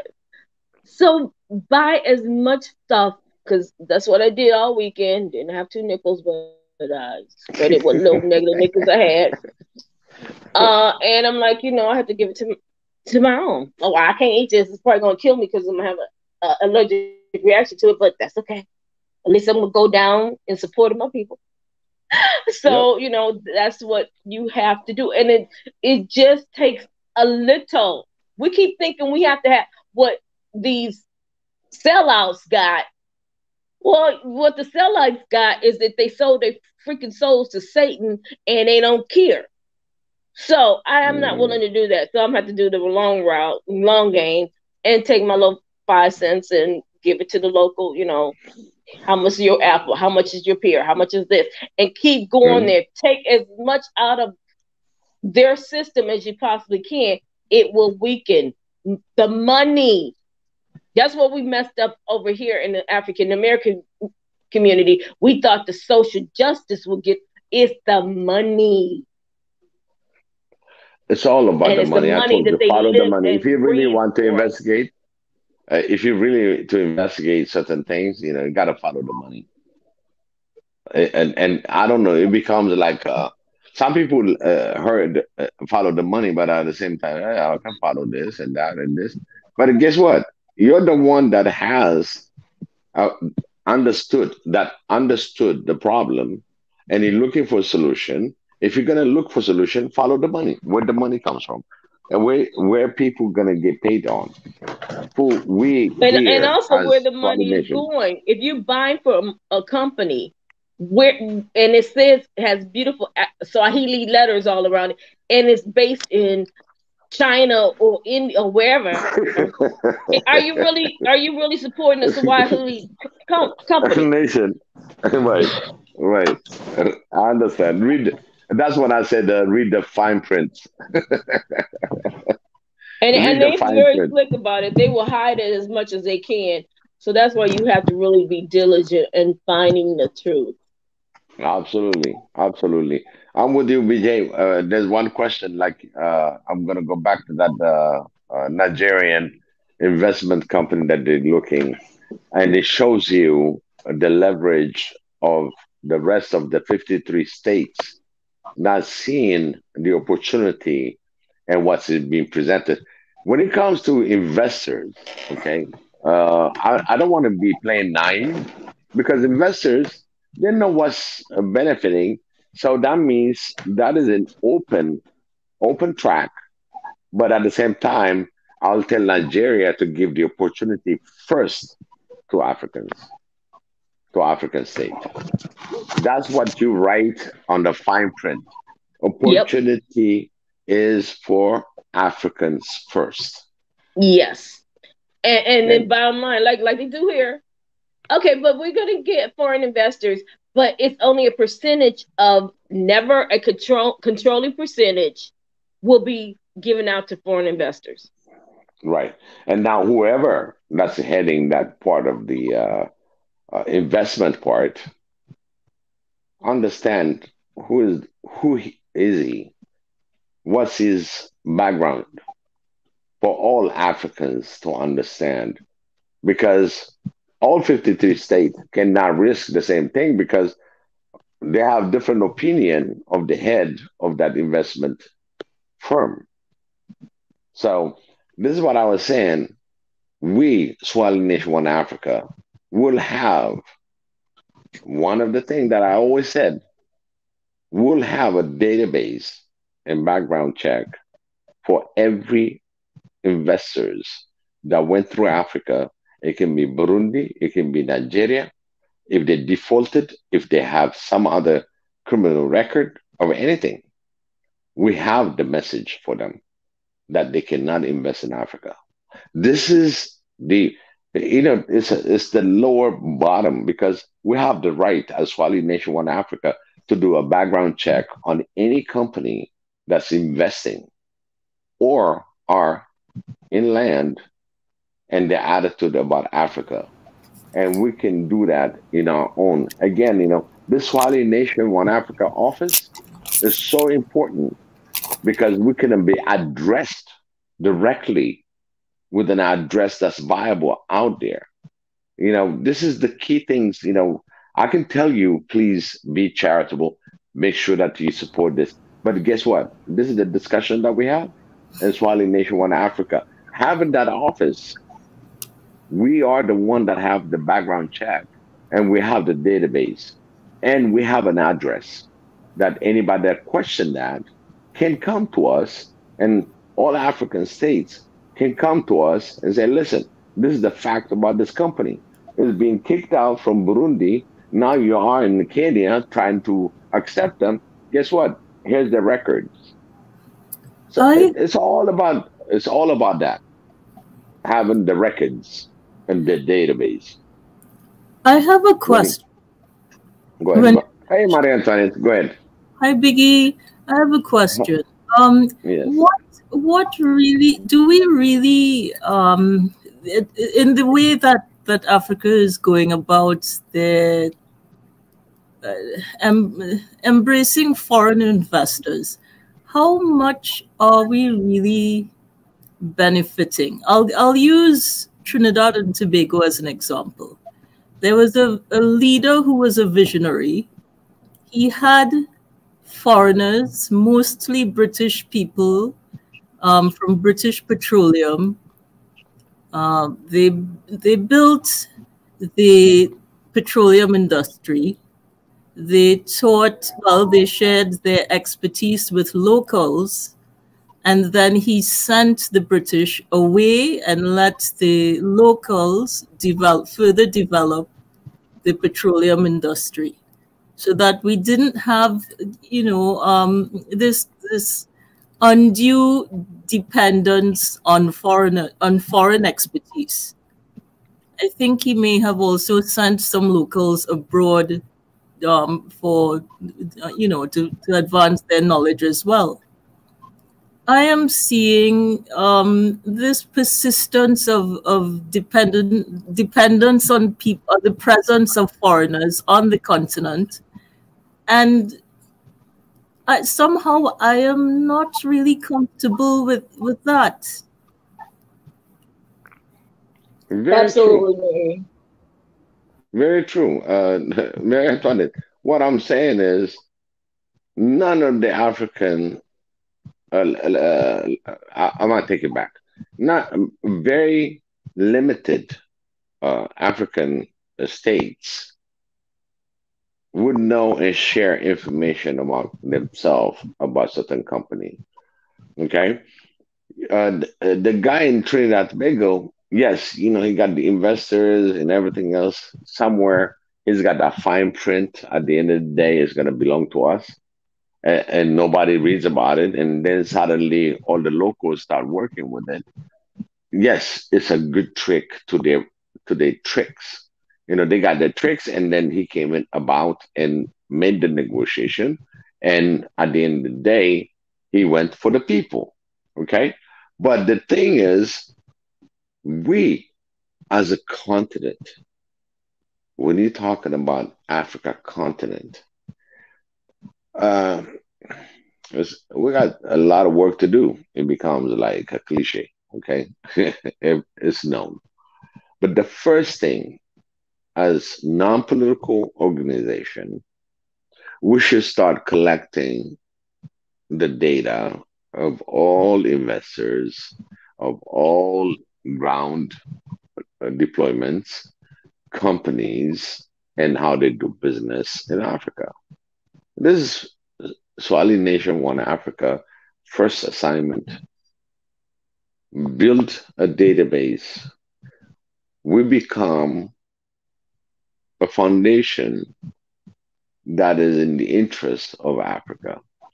Of course, I'm not going to be naive. In between things, there's so many other influences that trying to really interject about it. But at the same time, I'm collecting data.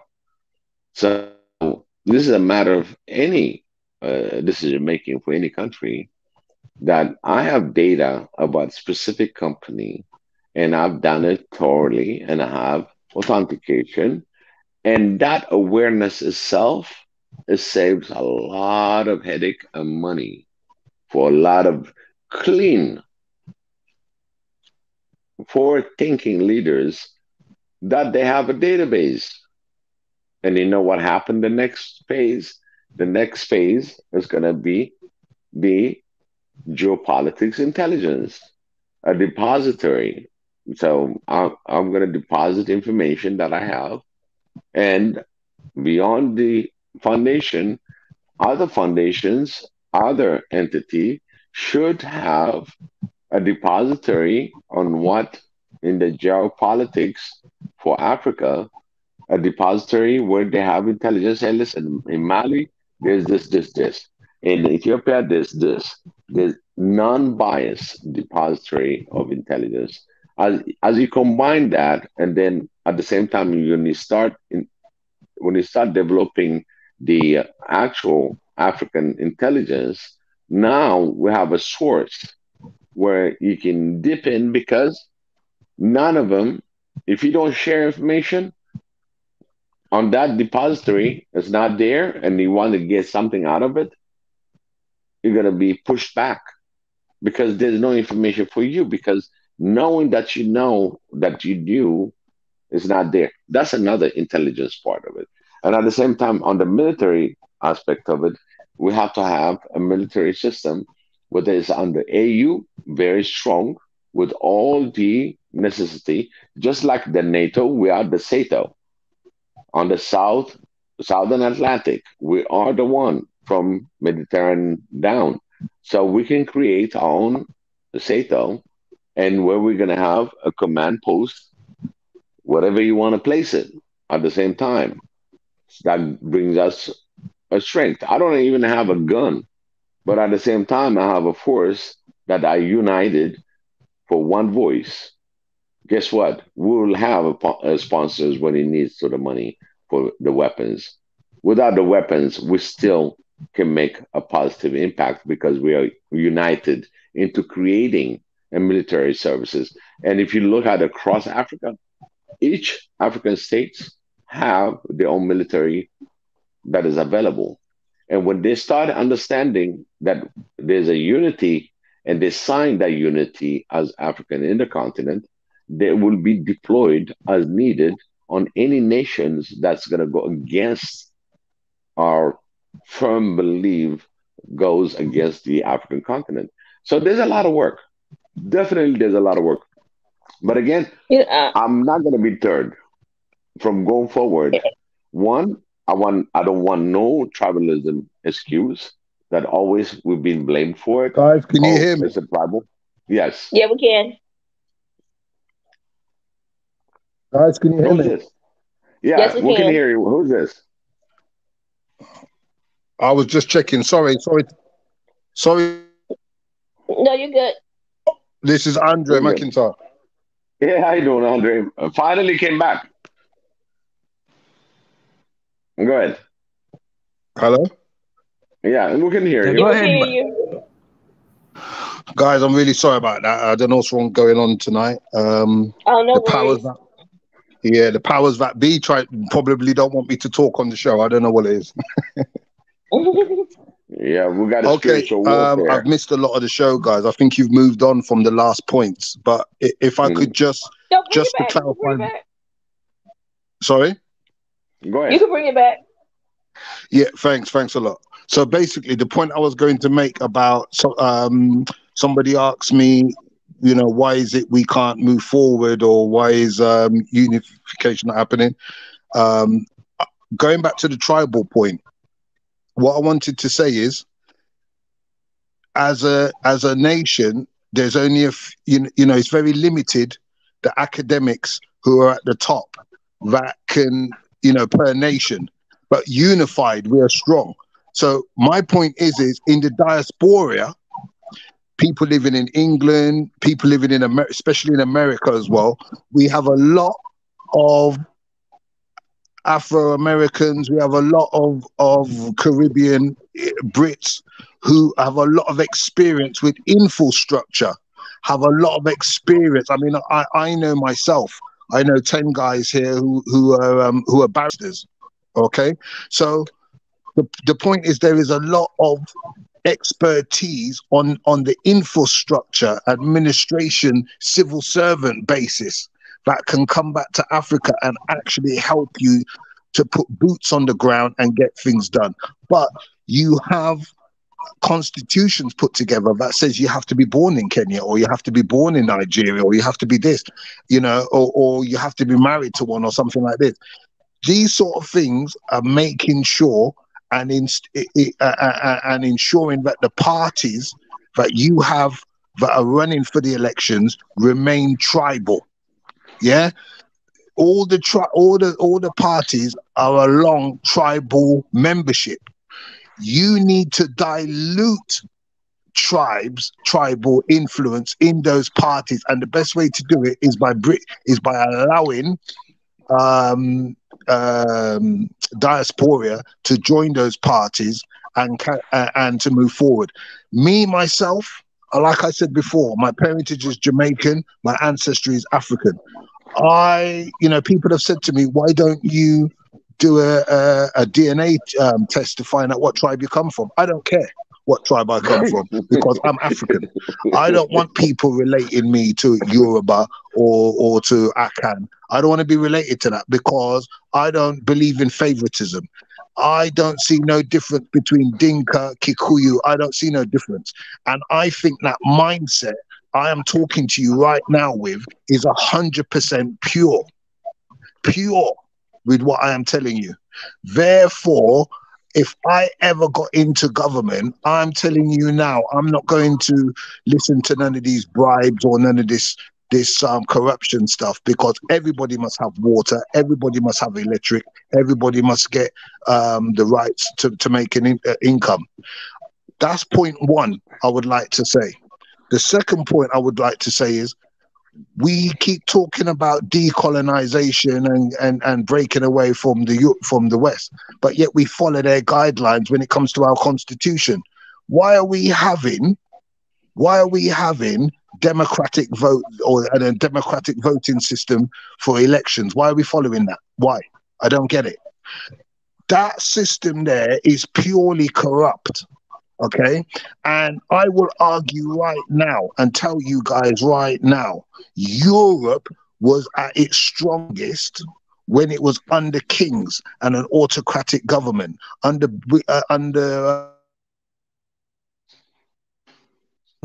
Queen Victoria. All right, okay, I know when Queen Victoria was in power, there was also the Parliament, but she dominated the Parliament at that time. England and France and Spain and Portugal and Germany, they all conquered Africa and Latin America, okay? They all conquered these places under autocratic leaders, and they gave the land back under democratic vote. When their conscience started to play on them a little bit, that's when they started to give it back. We need to understand they've made us scared of empire building, but in actual fact, we need a little bit of that mindset if we're ever going to unify the African continent. Some nations, you know, if you had a summit now and said, let's unify, you know, I would gamble and say 10% are actually sincere when it comes to joining a one-party country, a one-party continent. 10 countries would sign up to that, but the others will probably need to be dragged to do it, kicking and screaming, because they won't do it, because they don't want to lose their power, because they've got influences, they've got friends in the West, you know, they're making a lot of money. Yeah, they got their little condo and their little summer house down in Switzerland, and they got their little skiing resort. You know, they're all taking their money and stealing it. Corruption, they're all about themselves, but yet they use the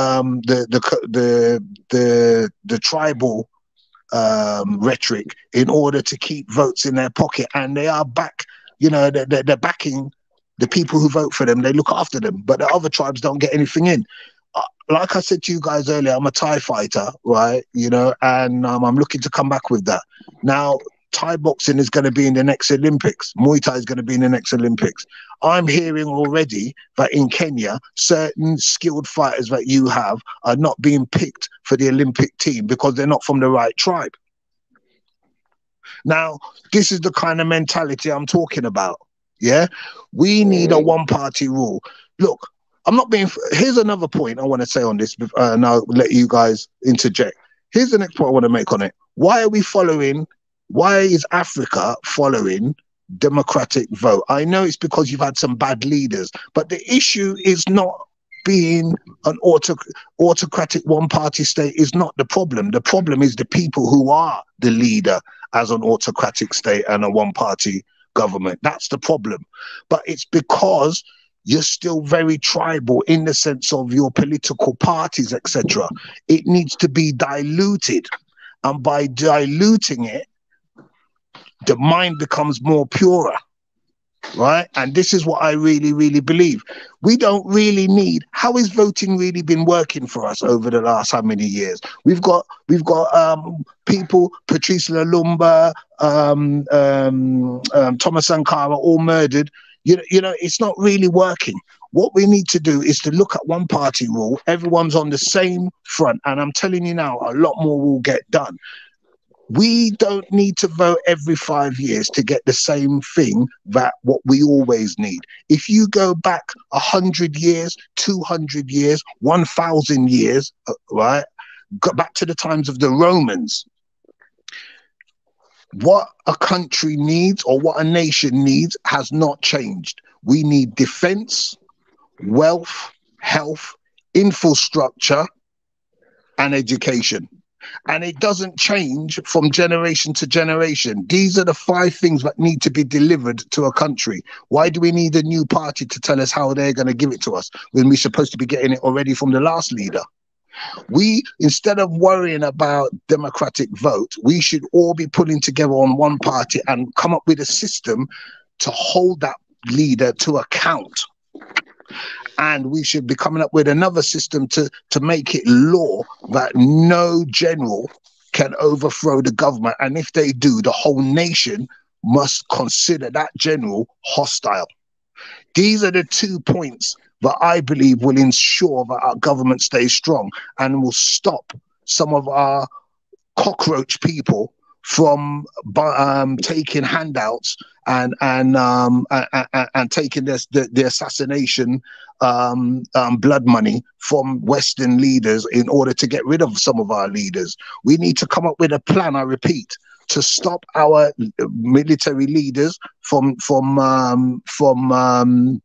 overthrowing our chosen leader. And we then need to come up with another thing to hold them to account. I don't believe in this every 5 years change thing. I'll give it, here's an example, another example. You've got this leader, sorry, excuse me, I've forgotten his name, in Rwanda at the moment. I think he's a very good leader. Now, he's going to do 2 terms, 5 years apiece, and then he's not allowed to continue in government. So who the hell are you going to replace him with then? A lesser man. Why? He's still alive, he's still fit, he's still young. What's wrong with him leading for the next 25, 30 years, right? Is it really about him? Is it really about, oh, we've got to keep it fair? Or is it, you know, why are we kicking him out, right? We're losing, we don't have that type of mindset to replace him, but yet because we're following Western democratic constitution, it's messing us up.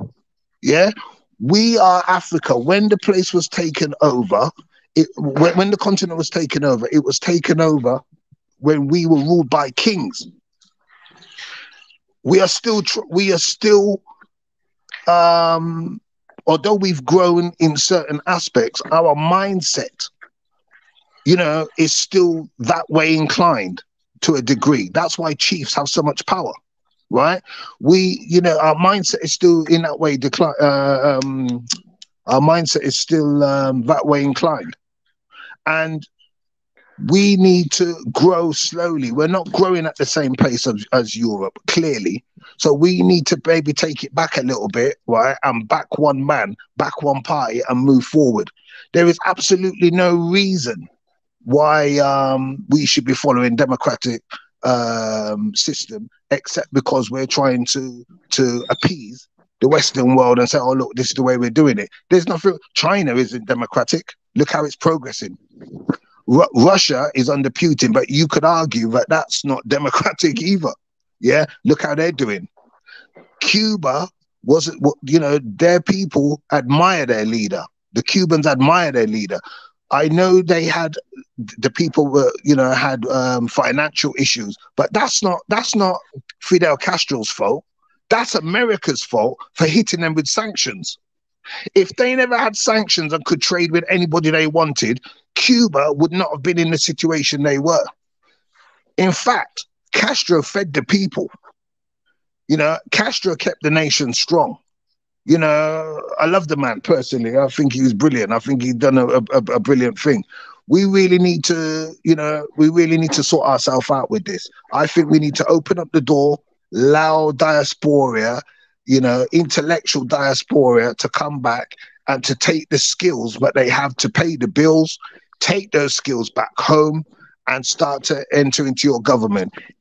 You're all too we've got this saying in England, you're too pally-pally. And what I mean by that is each party, they're all eating together, drinking together. I know this is what leaders do. This is what parliament leaders do. But what I'm trying to say to you is bringing in diaspora with a different mindset, a different view. They won't, we just don't hear us here in the Caribbean and us in England. We don't understand that tribal thing because we're very so much mixed. And the last point I want to make is about the military situation. England's army is open to anybody to join from the Commonwealth nations. The same goes for America. And what that does, it breeds excellence. We need to do that in Africa. I do not believe in a Kenyan army being Kenyan people. I do not believe in Nigerian army being Nigerian people. You need to open up the door for diaspora. Here's a point. My figures may be slightly wrong, but in America, I think something like 30%, you know, America, I think black people make up something like 18%, I think, of America, right? But if you look at the military, you're talking something like 35 to 40% of the military is actually black African, right? That means every year, 30 to 40% of the people leaving the army on a yearly basis must be 30 to 40% Afro-American too. Imagine if these people were to come back and help you form a continental army, right? Where your job was to look after and defend all those nations. We're on the right track here for moving forward. Without defense, there will be no peace, continental peace. Without unification of a party, there will be no peace and wealth for the people. The continent is too easy manipulated, and the continent is too easy to overpower at this moment in time. A couple of threats from France, or shut your mouth, otherwise we're going to send our army in, and any leader in Africa will capitulate. And we need to stop this, but we need to do this by having strength. United we strong, united we stand, and divided we fall. And we need to, that's my viewpoint on the whole situation. Army,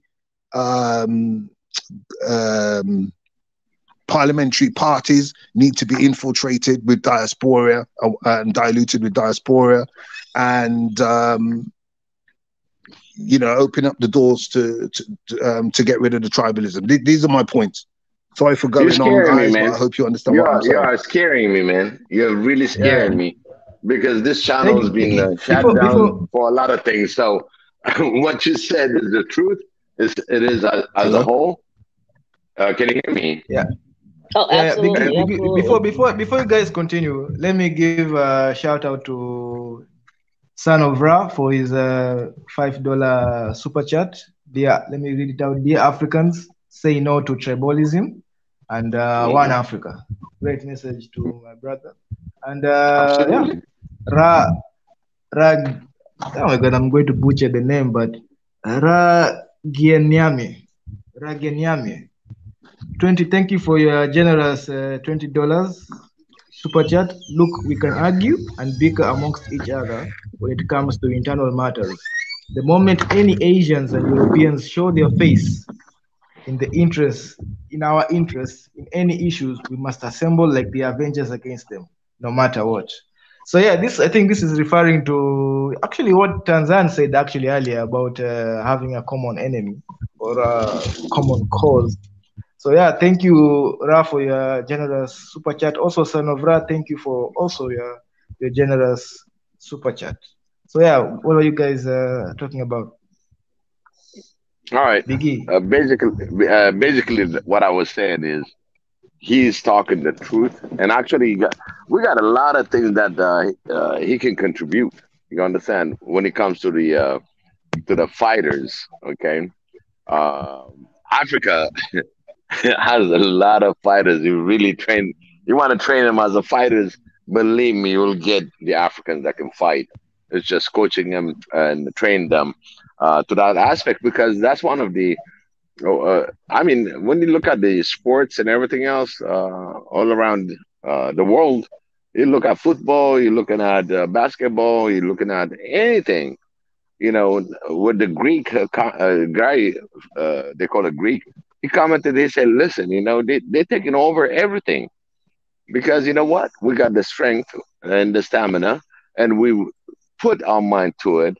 We will do what's right, and we're gonna be winners." So, one thing that I said, you know, everything that you said right now on this panel, I said we don't want to get shut out from YouTube's because you really talked about the key things that needs change and imagine, you know, when it comes to sports and everything, all the arts and sports that you see, like Ethiopia yesterday, the number one and number three that won the 5,000 meters, it was like crazy. You know what I mean? Because everybody was thinking about something else. You know, it's not going to work. It's either Kenyan that's going to come up, either the Ethiopian is going to come up with that. This kind of promotion, when it comes to our athletic, believe me, Africa has that. It's just, you know, I'm so glad you came into this panel and tell us about the opportunities. And at the same time, you made it really clear on where the path on one party. And I said in this panel, I said our next, this is a foundation that we're trying to establish on the Swahili Nation, One Africa. But the ultimate, we're not naive because at the end of the day, we need a political party. And that political party is going to be Swahili Nation, One Africa party. That's going to be on 54 states. And they will register as Swahili Nation, One Africa. And they will debate, change, whatever, in mind that there won't be no coup d'etat from the military. And that will protect the people from their voice. Nobody's going to be taking down that voice because when the military takes over, that means he doesn't care what you voted for. And that military is supposed to be under the civilian laws because the chief commander is the leader that was chosen by the people. That means you are the traitor. You traitor against the people will. So that has to be given across Africa. But again, there are things that happen right now in Africa that we're not all together for what's happening. Again, no matter what, before you do this kind of coup attempt, the people has to work with the president or the existing head of state and say, listen, you're going the wrong path. We're going to demonstrate as people. We'll take you out as people. If the people cannot, of course, you'll use the military to get them out. So there should be a system that all African nations agree.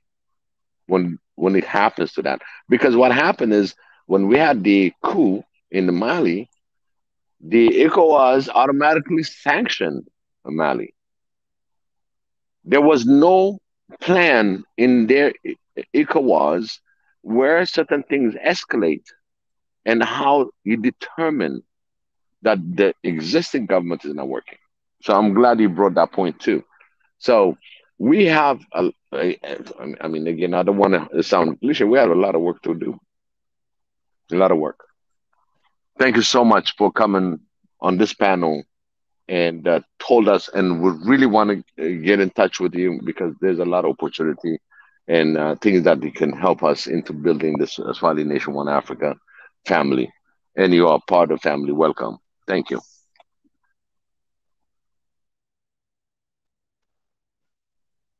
Yeah, thank you, my brother. Let me give space to Marie Antoinette. You've been silent for a while, so yeah. What do you have to say about the things that have been spoken?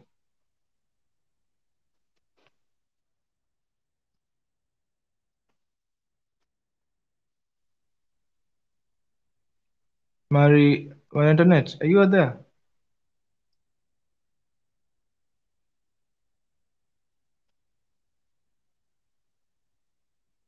Can you guys hear me? Or am I? No, you're talking to yourself. I can hear you. No, he's talking to himself. Talking to myself. Okay. but my brother McIntyre, you've spoken a lot of huge truth about the military and the industrialization actually also in Africa. You talked about. Did you know that a lot of the militaries in Africa are actually, advised in quotes by foreign advisors or foreign military advisors? They do a lot of training to our African militaries. So you find that even the militaries in Africa are controlled by the Western or the colonial powers. They still have a hold on that. So yeah, we really need to unite as Africans, unite our military. And when it comes to the governance system of democracy, I don't know who will rule over Africans, who will accept to be ruled. This might be very complicated because I don't think it's easy to. Guys, can you hear me? Yeah, I can hear you. Is that me you're talking to or somebody else? Yeah. Can you hear me? Sorry. Yeah, but who are you talking to exactly? Sorry. I'm talking to you, actually, and everybody in the panel, actually.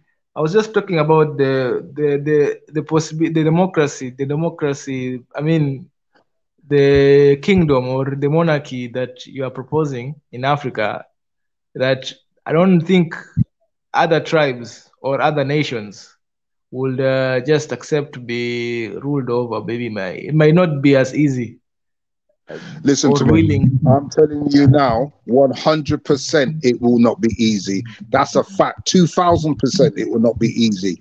But you've just hit the nail on the head. You said, I don't think the tribes. It's not about tribes anymore.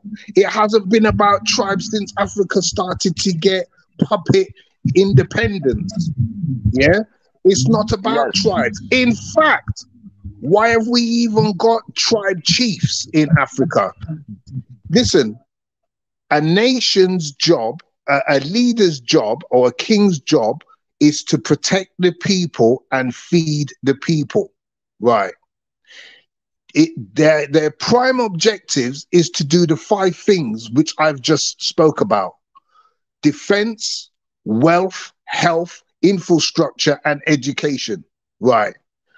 I'm telling you now, we sit down and, a lot of us, we've got a problem with the Wazungu because of the way they've treated us and etc.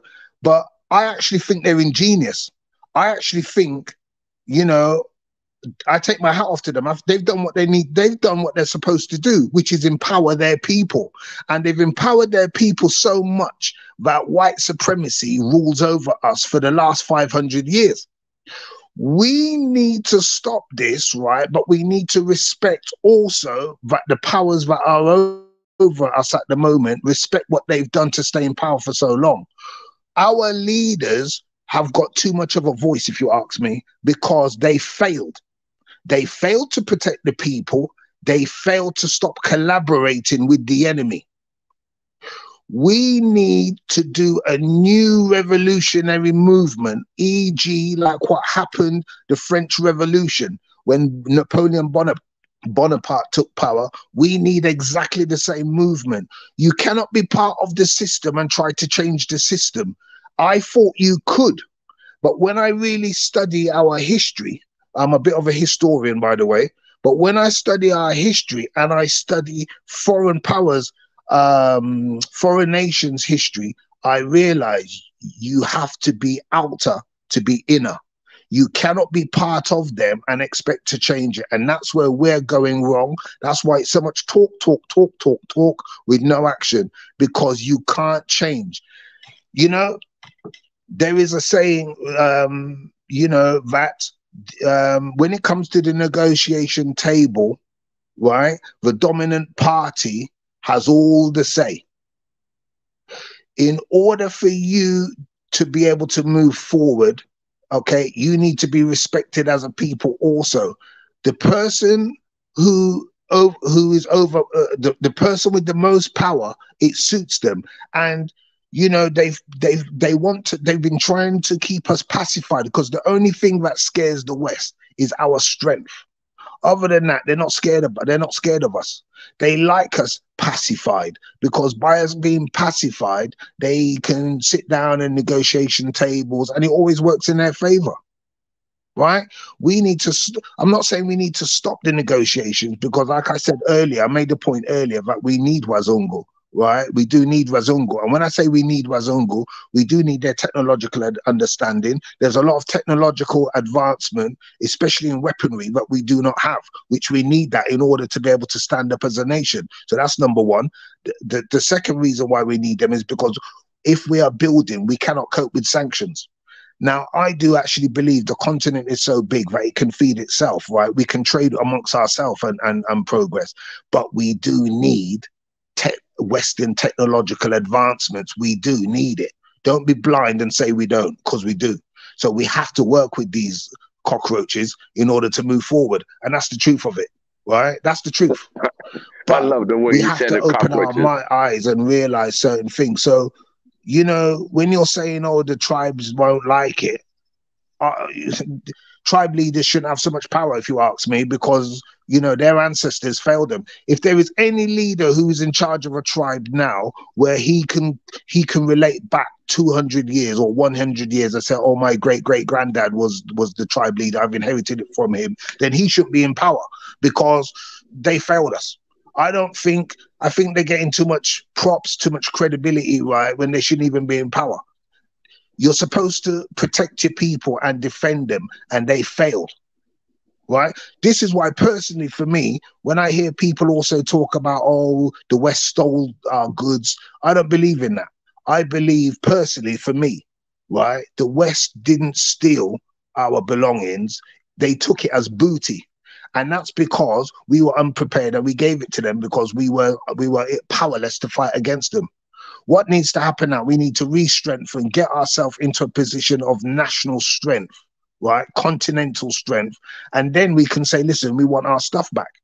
And if they say no, we can say, well, if you're not going to give it back to us, then hear what? I'm hitting you with sanctions because I want that back. Yeah, it's not about right and wrong anymore, right? It's about our feelings and our financials, and we want our stuff back. Yeah, well done. You conquered us in 1800s. You conquered us in 1700s. Well done. You took that. You took this. You took that. But here, what? Now we got power, and we're going to leave you to starve. You're not getting our tin. You're not getting our bauxite. You're not getting our coltan. You're not getting our diamonds. You're not getting our gold. You definitely ain't getting our oil until you bring back our stuff. So how is that going to happen when we have so many foreign military bases on the continent? They got to get rid of those guys. 100%. But that is what I'm trying to say to you. When we need to pull together as a thing and start to tell these people to leave, but we need to do it in a diplomatic way. We need to sit down and say, look, we'll do deals with you, blah, blah, blah, blah, blah. But again, me personally, I'll say it out open. You know what I mean? You know, I'll accept the consequences, but I'll say it open. I think the continent needs to make a carpet ban on Wazungu having firearms in our country, and that means for hunting should be banned. And I believe that military bases, militaries on military complexes on the continent should be banned. I think it's in bad taste after our 200 to 300 years past. I think it's in bad taste that Wazungu could even dare to be on the continent holding a firearm after the trauma that we've gone through and the PTSD that we've gone through. We need to be in a position that we say that it's against the law. It's part of our constitution that any foreigner should not be allowed firearms on our nation.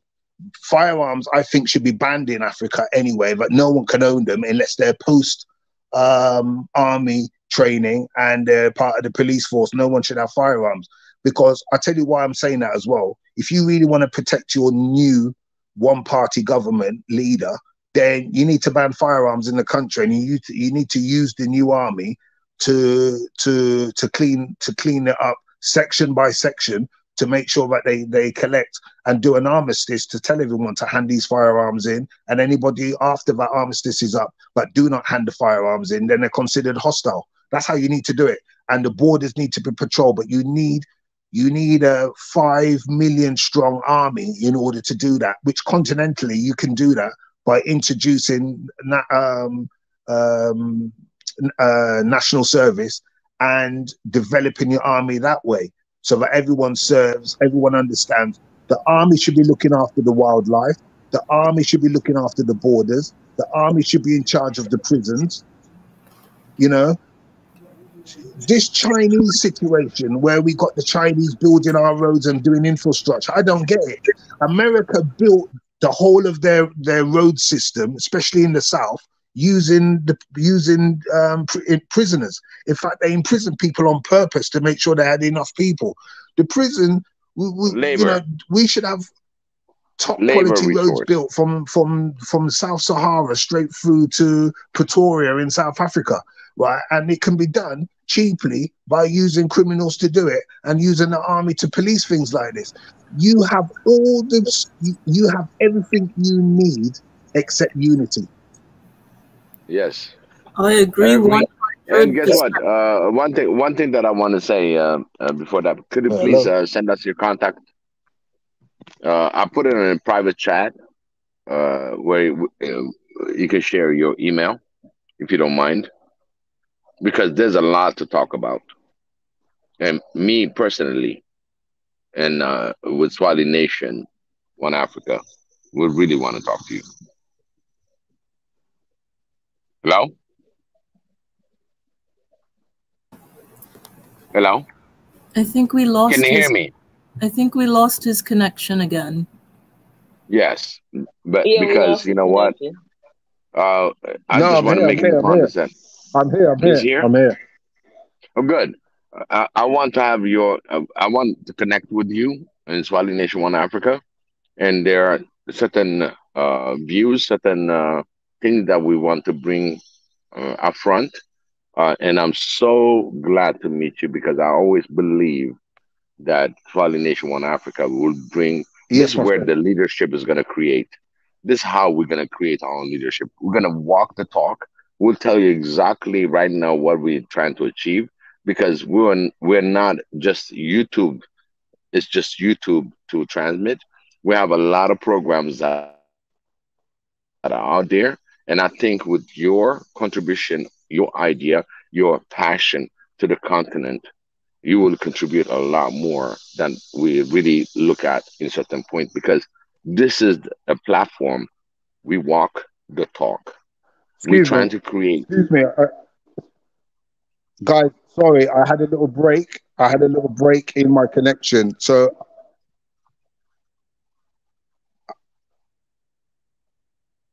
can you hear me though? Are you talking? Were you referring to me when you said connecting with Swahili Nation? Yeah. Yes, you.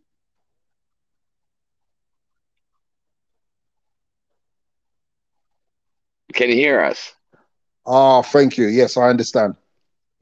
You understand? I put on a private chat and put I can. your contact because we need leaderships in different directions, and this is the platform. We walk the talk. We've done it, and if you look at our history on the Swahili My Nation One brother, Africa, my brother, my brother, my brother. yes,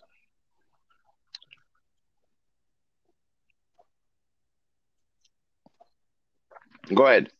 You kind of I am telling you now, I've got a group on Facebook called African Unite. okay. I've got a group on Telegram called Africa Wake Up. Wake Up. But I'm telling you now, I am ready to die for the continent. That's how strong I am with my views.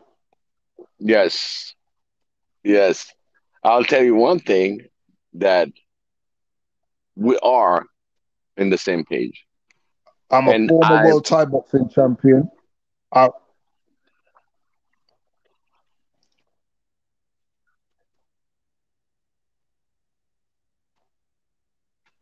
I'm even military trained. I know I shouldn't be saying that online, but I'm telling you no, now, I am a historian. I've got like a bachelor's degree level in history. you know,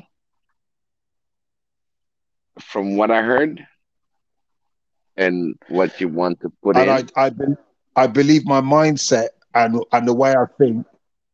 thank you. Really. Thank you for joining this panel. Really, really, really quite uh, a way Thank you. of No, an awakening.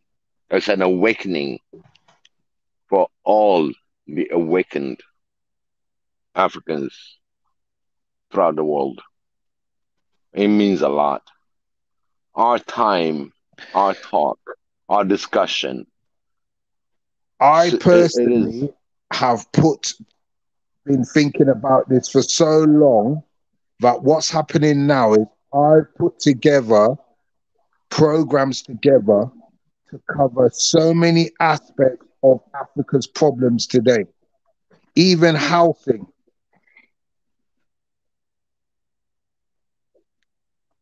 This is where we are. This is where Not we only are. just We are awakened. housing, also the situation with how we are being infiltrated by the West for regarding business.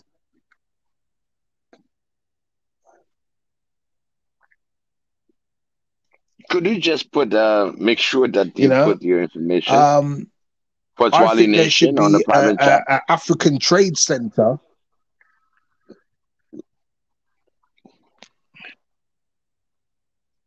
Listen, you're putting a lot of information on this YouTube. The beauty of it is those who are going to be listening, who's going to follow to this, we need to connect with you as Wally Nation One Africa. It's very important for us really to have this leadership in understanding where we're headed. And at the same time, I want to welcome you on the behalf of Swahili Nation One Africa to be part of this foundation and where we're going to head in the future. So could you please put your information for us in the private chat, because there's a lot of background work that we're doing as Swahili Nation One Africa. We're trying to establish our offices and stuff like that. But more than that is the idea and the departments in the places where we're going to be exploring for a better Africa. So could you please send me your information on the private chat?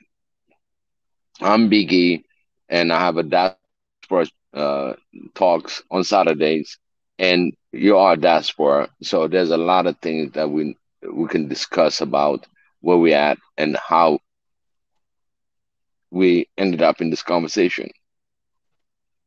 Would you mind?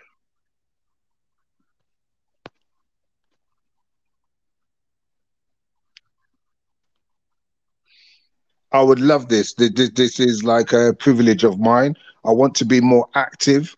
I've been concentrating.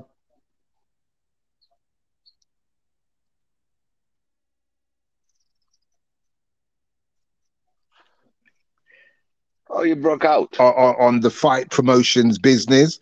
But, you know, a lot of people that I speak to in Africa said to me that I need to become more political. So my head, Don't worry, we're at the same level. Yeah, we're at the same level. We're not political. We're going to be ground up. We're a non-political organization to empower the citizen in every aspect, whether you're in diaspora, in the continent. Let's talk. And we'll walk the talk, because you know what? You achieved so much in your lifetime right now. There's so many things that we need to integrate. And you are really a potential of our leadership. And I want you to be a member of it. And I'm going to say, frankly, this is an open YouTube conversation. And all our family that follows us, you really hit the core of a lot of information that we need put together. And this is a platform we create leadership. Because me, Mandatezi, Tanzan, BJ, we cannot do it alone. It's a big continent. It's too big. But if we share responsibility, we can achieve at least 1 point. My brother, can I cover one more? Go ahead.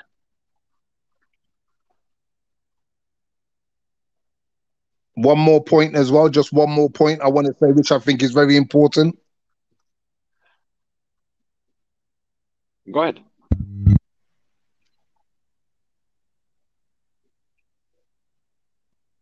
We can hear you. Okay. There is a situation in Africa at the moment that they are spreading, they are using pesticides, and the pesticides is damaging the ecosystem, but it's more to it than that. It kills the testosterone in men, and that testosterone in men actually has been proven now to affect our sexuality. Now, I don't have a problem with homosexuality or anything like that. I personally think people got to be what they want to be.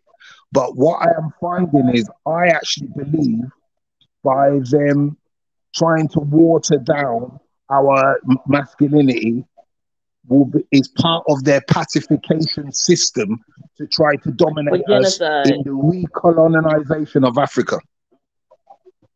Genocide, less of you, easier fight.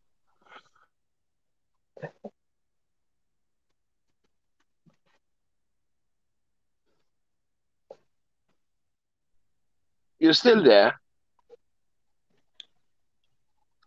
Sorry, sister, I didn't hear what you said. I said it's another form of genocide. Less of you, easier to fight.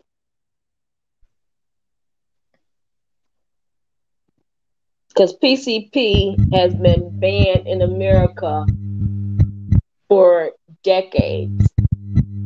They're having the same problem down in Central America, that they took the same chemical that they're using as a pesticide when they know it causes male sterilization. Who does that when you already know and have all the facts behind it and what this chemical can do to people, yet you're still pushing it out there to other parts of the world? Sister, can you hear me? Yeah. I'm telling you now, Africa is pushing this thing. If you look at the amount of the African governments are allowing them to do it, if you look at the amount of pesticides that is being imported into Kenya, and you know, all along what I would call the Swahili coast nations, it's actually more than Western Africa. Please do your research, just in case I'm wrong. but my early indications and research is showing that there seems to be a rise in issues with regards to this, and there seems to be a homosexuality rise more so in the East Coast than there is on the West Coast. Now, that may be relevant, it may not be relevant, but what I'm telling you now is we need a nation of strong men if we are going to build and defend our continent. True. And the thing is this is a global issue that their numbers are dwindling, so we're going to make your numbers dwindle as well. So this is something strategically done to decrease the population. They put in all sorts of things into the water systems as well. Man with less testosterone is less of a threat. I mean, they never do just one thing. It's coming fivefold. And you got to look at every angle that is coming at and plan accordingly. Sister, listen to this as well. Why is it in America, right? In Africa, you've got the Bill Gates Foundation pushing contraception and pushing right. So Bill Gates is pushing contraception on Africa, but on top of that, he's also pushing this fertilizer and GM, this genetically modified seed situation in Africa. Mm-hmm. Right, but yet saying that, oh, the population, we need to do population control, but yet in America, you guys seem to have a problem with abortion. You're banning abortion. Well, no. Bill Gates was his auntie, Margaret Sanger, who created Planned Parenthood, that was founded on the fact that they want to bring forth abortion rights to Black women to decrease the Black population, and then it spread from there. His mindset ain't too far from his auntie.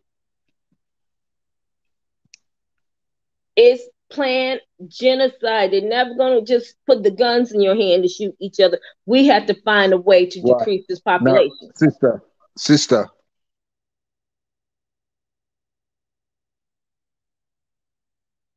Hello? Yeah, can you hear me? I can hear you. Yeah. Now, sister, do you see how you're talking? I'm not saying native Africans don't have this knowledge. I'm not saying that. I'm not disrespecting them by saying they don't have it. But I'm saying we in diaspora have been mixing with these people for such a long time. We understand them fully. Therefore, our knowledge and our skill sets are 100% required in the rebuilding of the continent, because we have so much knowledge and things that are hidden from them, but we know it and see it. Do you understand? This, you and me talking about this alone, I never actually thought there was going to be anybody that would back me on this situation, to be honest with you, because it's, this is something I've done a lot of extensive research to understand. But, I was shocked when you guys replied the way you did. But of course you would understand, you're American. So you've seen what's going on over there. That's what I'm saying to you. Our knowledge collectively is needed in the continent. I agree. The thing is, every man that smiles at you is not your friend. 100%. Yeah, okay. Thank you, guys. I don't know. I think we need to wrap this up. So maybe you guys have your final thoughts. Let me just start with you, Marie Antoinette. I'm really grateful for the new contacts that we made. Welcome to the family, Mr. Andre McIntyre.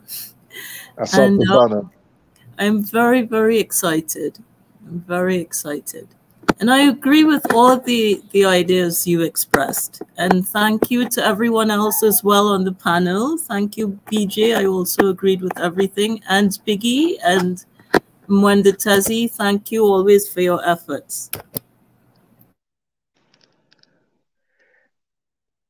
Karibu Sana. Thank you very much, Swahili Nation.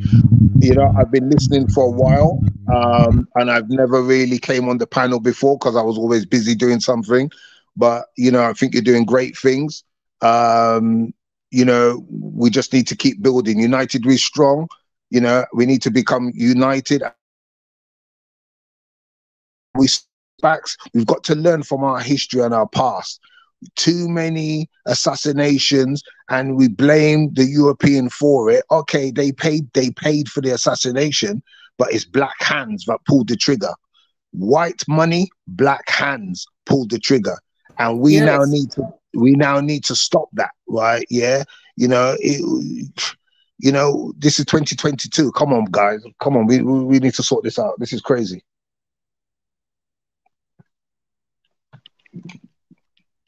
Yeah, I agree with both of you guys.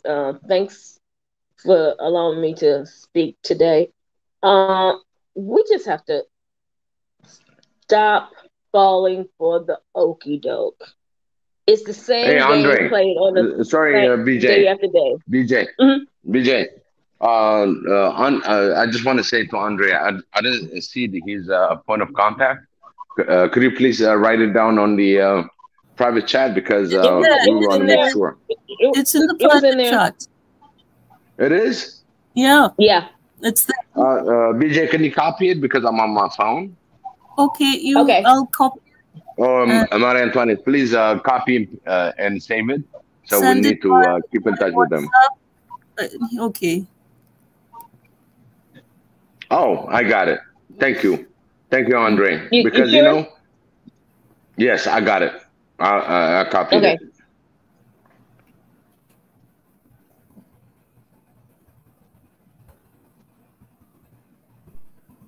Yeah, so I think has everybody spoken? I think Big U. Yes. You know what? I am. I told you guys, you know, I'm celebrating my Mama Africa birthday today, and at the same time, we have an opportunity to speak to Andre and where he comes from and everything else. We've been blessed, you know, because this platform is always going to be about creating leadership, and we have responsibility to the continent. And all in heart, sometimes I told you, when it comes to certain questions, you know, I become like breathless, and because it's important. When I mean breathless, that means it's very important that I have to address it and accept it and ready for the change. So really, really quite in this panel today, I was out of breath because we hit a lot of important issues. And definitely I'm going to review this YouTube, because there's a lot of important questions and ideas that's being presented. And I will narrate it on my diaspora talk. This is the most important thing when it comes to diaspora relationship. Also for me, for my show, Tanzania, you will have another show, if Andre is willing, on Tuesday at 2 p.m. Eastern, 9 p.m. Eastern African time. Andre, please join us also, because we have different topics on certain things that he talked about today on Tanzania show. It's going to be on Tuesday. So definitely, you know, you are part of the family, because our view as a family is the same, and our action is the same. And we're going to be starting. I will definitely take part of this. This is a moving forward thing. I will definitely 100%. Thank you so much for your commitment. Thank you so much. 7 p.m. Sorry. I had one question. I don't know if you guys saw that the World Heritage Site is going to investigate whether the Victoria Falls is still in compliance to be a part of the World Heritage Site. And that, I just wanted to know what you guys thought about that, because it's a little offsetting for me. Why all of a sudden they want to come in there and do some investigations?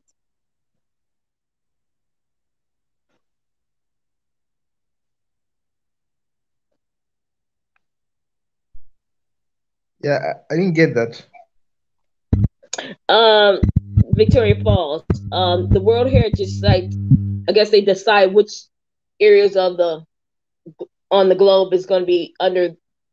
Is it UNESCO? I don't know what the acronym is, but anyway, they are saying the Victoria Falls have not been compliant based upon the rules that have been set and the things that they need to meet. And they are saying there are certain areas near the falls that have been doing things that is a violation of the World Heritage Site. So now they want to come in and decide whether they want to continue to have Victoria Falls as a part and to be under the umbrella of the World Heritage Site.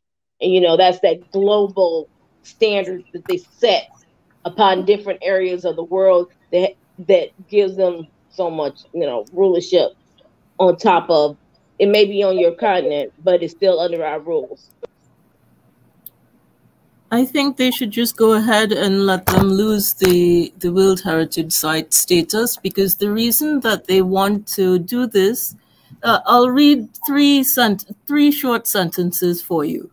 The United Nations has warned that plans by the government of Zimbabwe and Zambia for the development of a golf course, lodges, and a hydroelectric dam near the Victoria Falls will put the renowned tourist destination at risk of losing the World Heritage Site status. If they build a hydroelectric dam, that will mean well, we can generate our electricity and with that engage in a lot of endeavors that will make us less dependent on them. So my wish is that we go ahead and lose the status. We do not need their heritage site status, and engage in our endeavors to develop our continent. Chicho? You got my vote on it. I don't care about what the status is about our heritage. We know our heritage, and Africa is not going to change. The continent is there. In fact, I want to change the name of that. Yes. The name Victoria Falls is inappropriate. That's right. It's inappropriate. Don't question the heritage of what it represents, because Lake Victoria being hijacked and named in their own ways. And there's a lot of places that I want to rename to their original name. So let us lose the status in the world. Who cares? And there's an African standard. But at the same time, we have to be politically correct also on how we're going to be changing this nicely, wisely, without no infliction. We have to use our finesse as Africans. Correct, Andre? What do you think, Andre?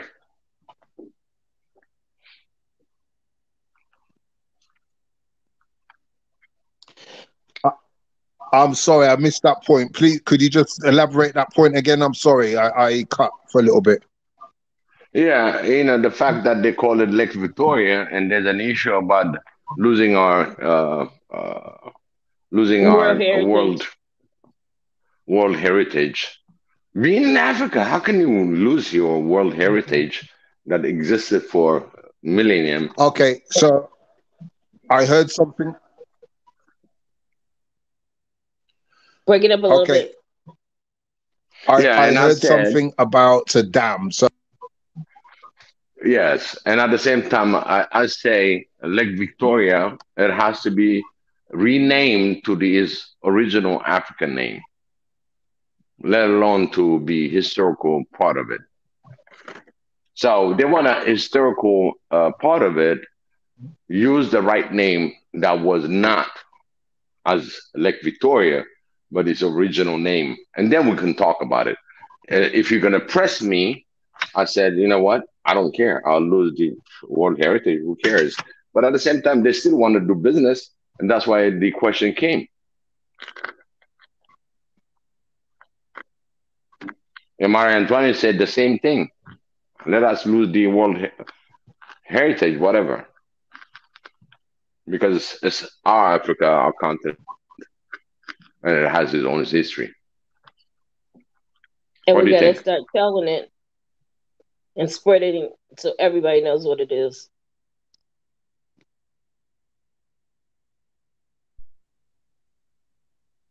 Okay, guys, I'm going to just say the prayer so that I'm feeling a little bit tired. So let's wrap this up. We'll probably talk another time. Tomorrow we have Mika having a very interesting interview. Tuesday we have Tanzania with African traditions. I don't know, maybe she has come up with a topic. She can put it on the chat. Wednesday we have education with Professor Ezra. Education, the philosophy of education.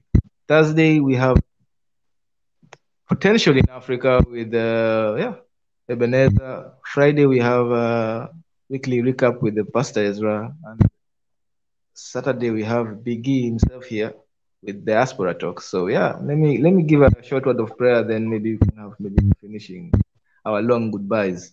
So yeah, spiritual Father, thank you for this congregation. Thank you for this meeting of like-minded people, the panel and the comment section. Thank you for this great show we've had. Thank you. It's been very informative. May you bless us with good health and good living. Amen. Amen. Amen to that one. Yeah. So yeah. Thank you guys for coming and being very giving your contributions to the stream and to the topic. Also, I thank my brother Carrasco. He's always here every Sunday. I think even almost every day. It's probably a very. So I'd give him a special thank you. And yeah, thank you guys from the comment section for commenting. Thank you, Tanzan. Thank you, my internet, BJ, Biggie, and my brother McIntyre. Thank you for joining us today. Hopefully, we will be joining us multiple times during the week. We're every day at 9 o'clock. So I think that's all I have to say. Anybody else has anything? I just had a question. Can you please, in the WhatsApp, the name of the book that you there was a book, and I went back to the chats that you posted, and I couldn't find your message with the name of a certain book that you wanted everyone to read. It was about a week ago. Yeah, I returned to the chat. I couldn't find the name. On Kaizo's Street. Yeah, I'll repost it. Oh wait, the one in I posted in WhatsApp. No, it wasn't in WhatsApp. It was on Kaizo's stream. Okay. A week ago, I went back to the chat, but the live chat. I couldn't find your message with the name of the book. So could you post that in WhatsApp, please? Okay. Thanks a lot.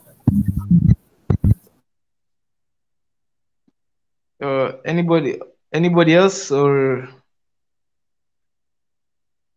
Just everyone have a great rest of your evening. Thank you for allowing me to speak. Thank you even more for allowing me to listen into some dynamic topics. And you guys have a great evening. Thank you, BJ. Everybody, I guess it's a wrap since there's going to be a short goodbye. So not yet.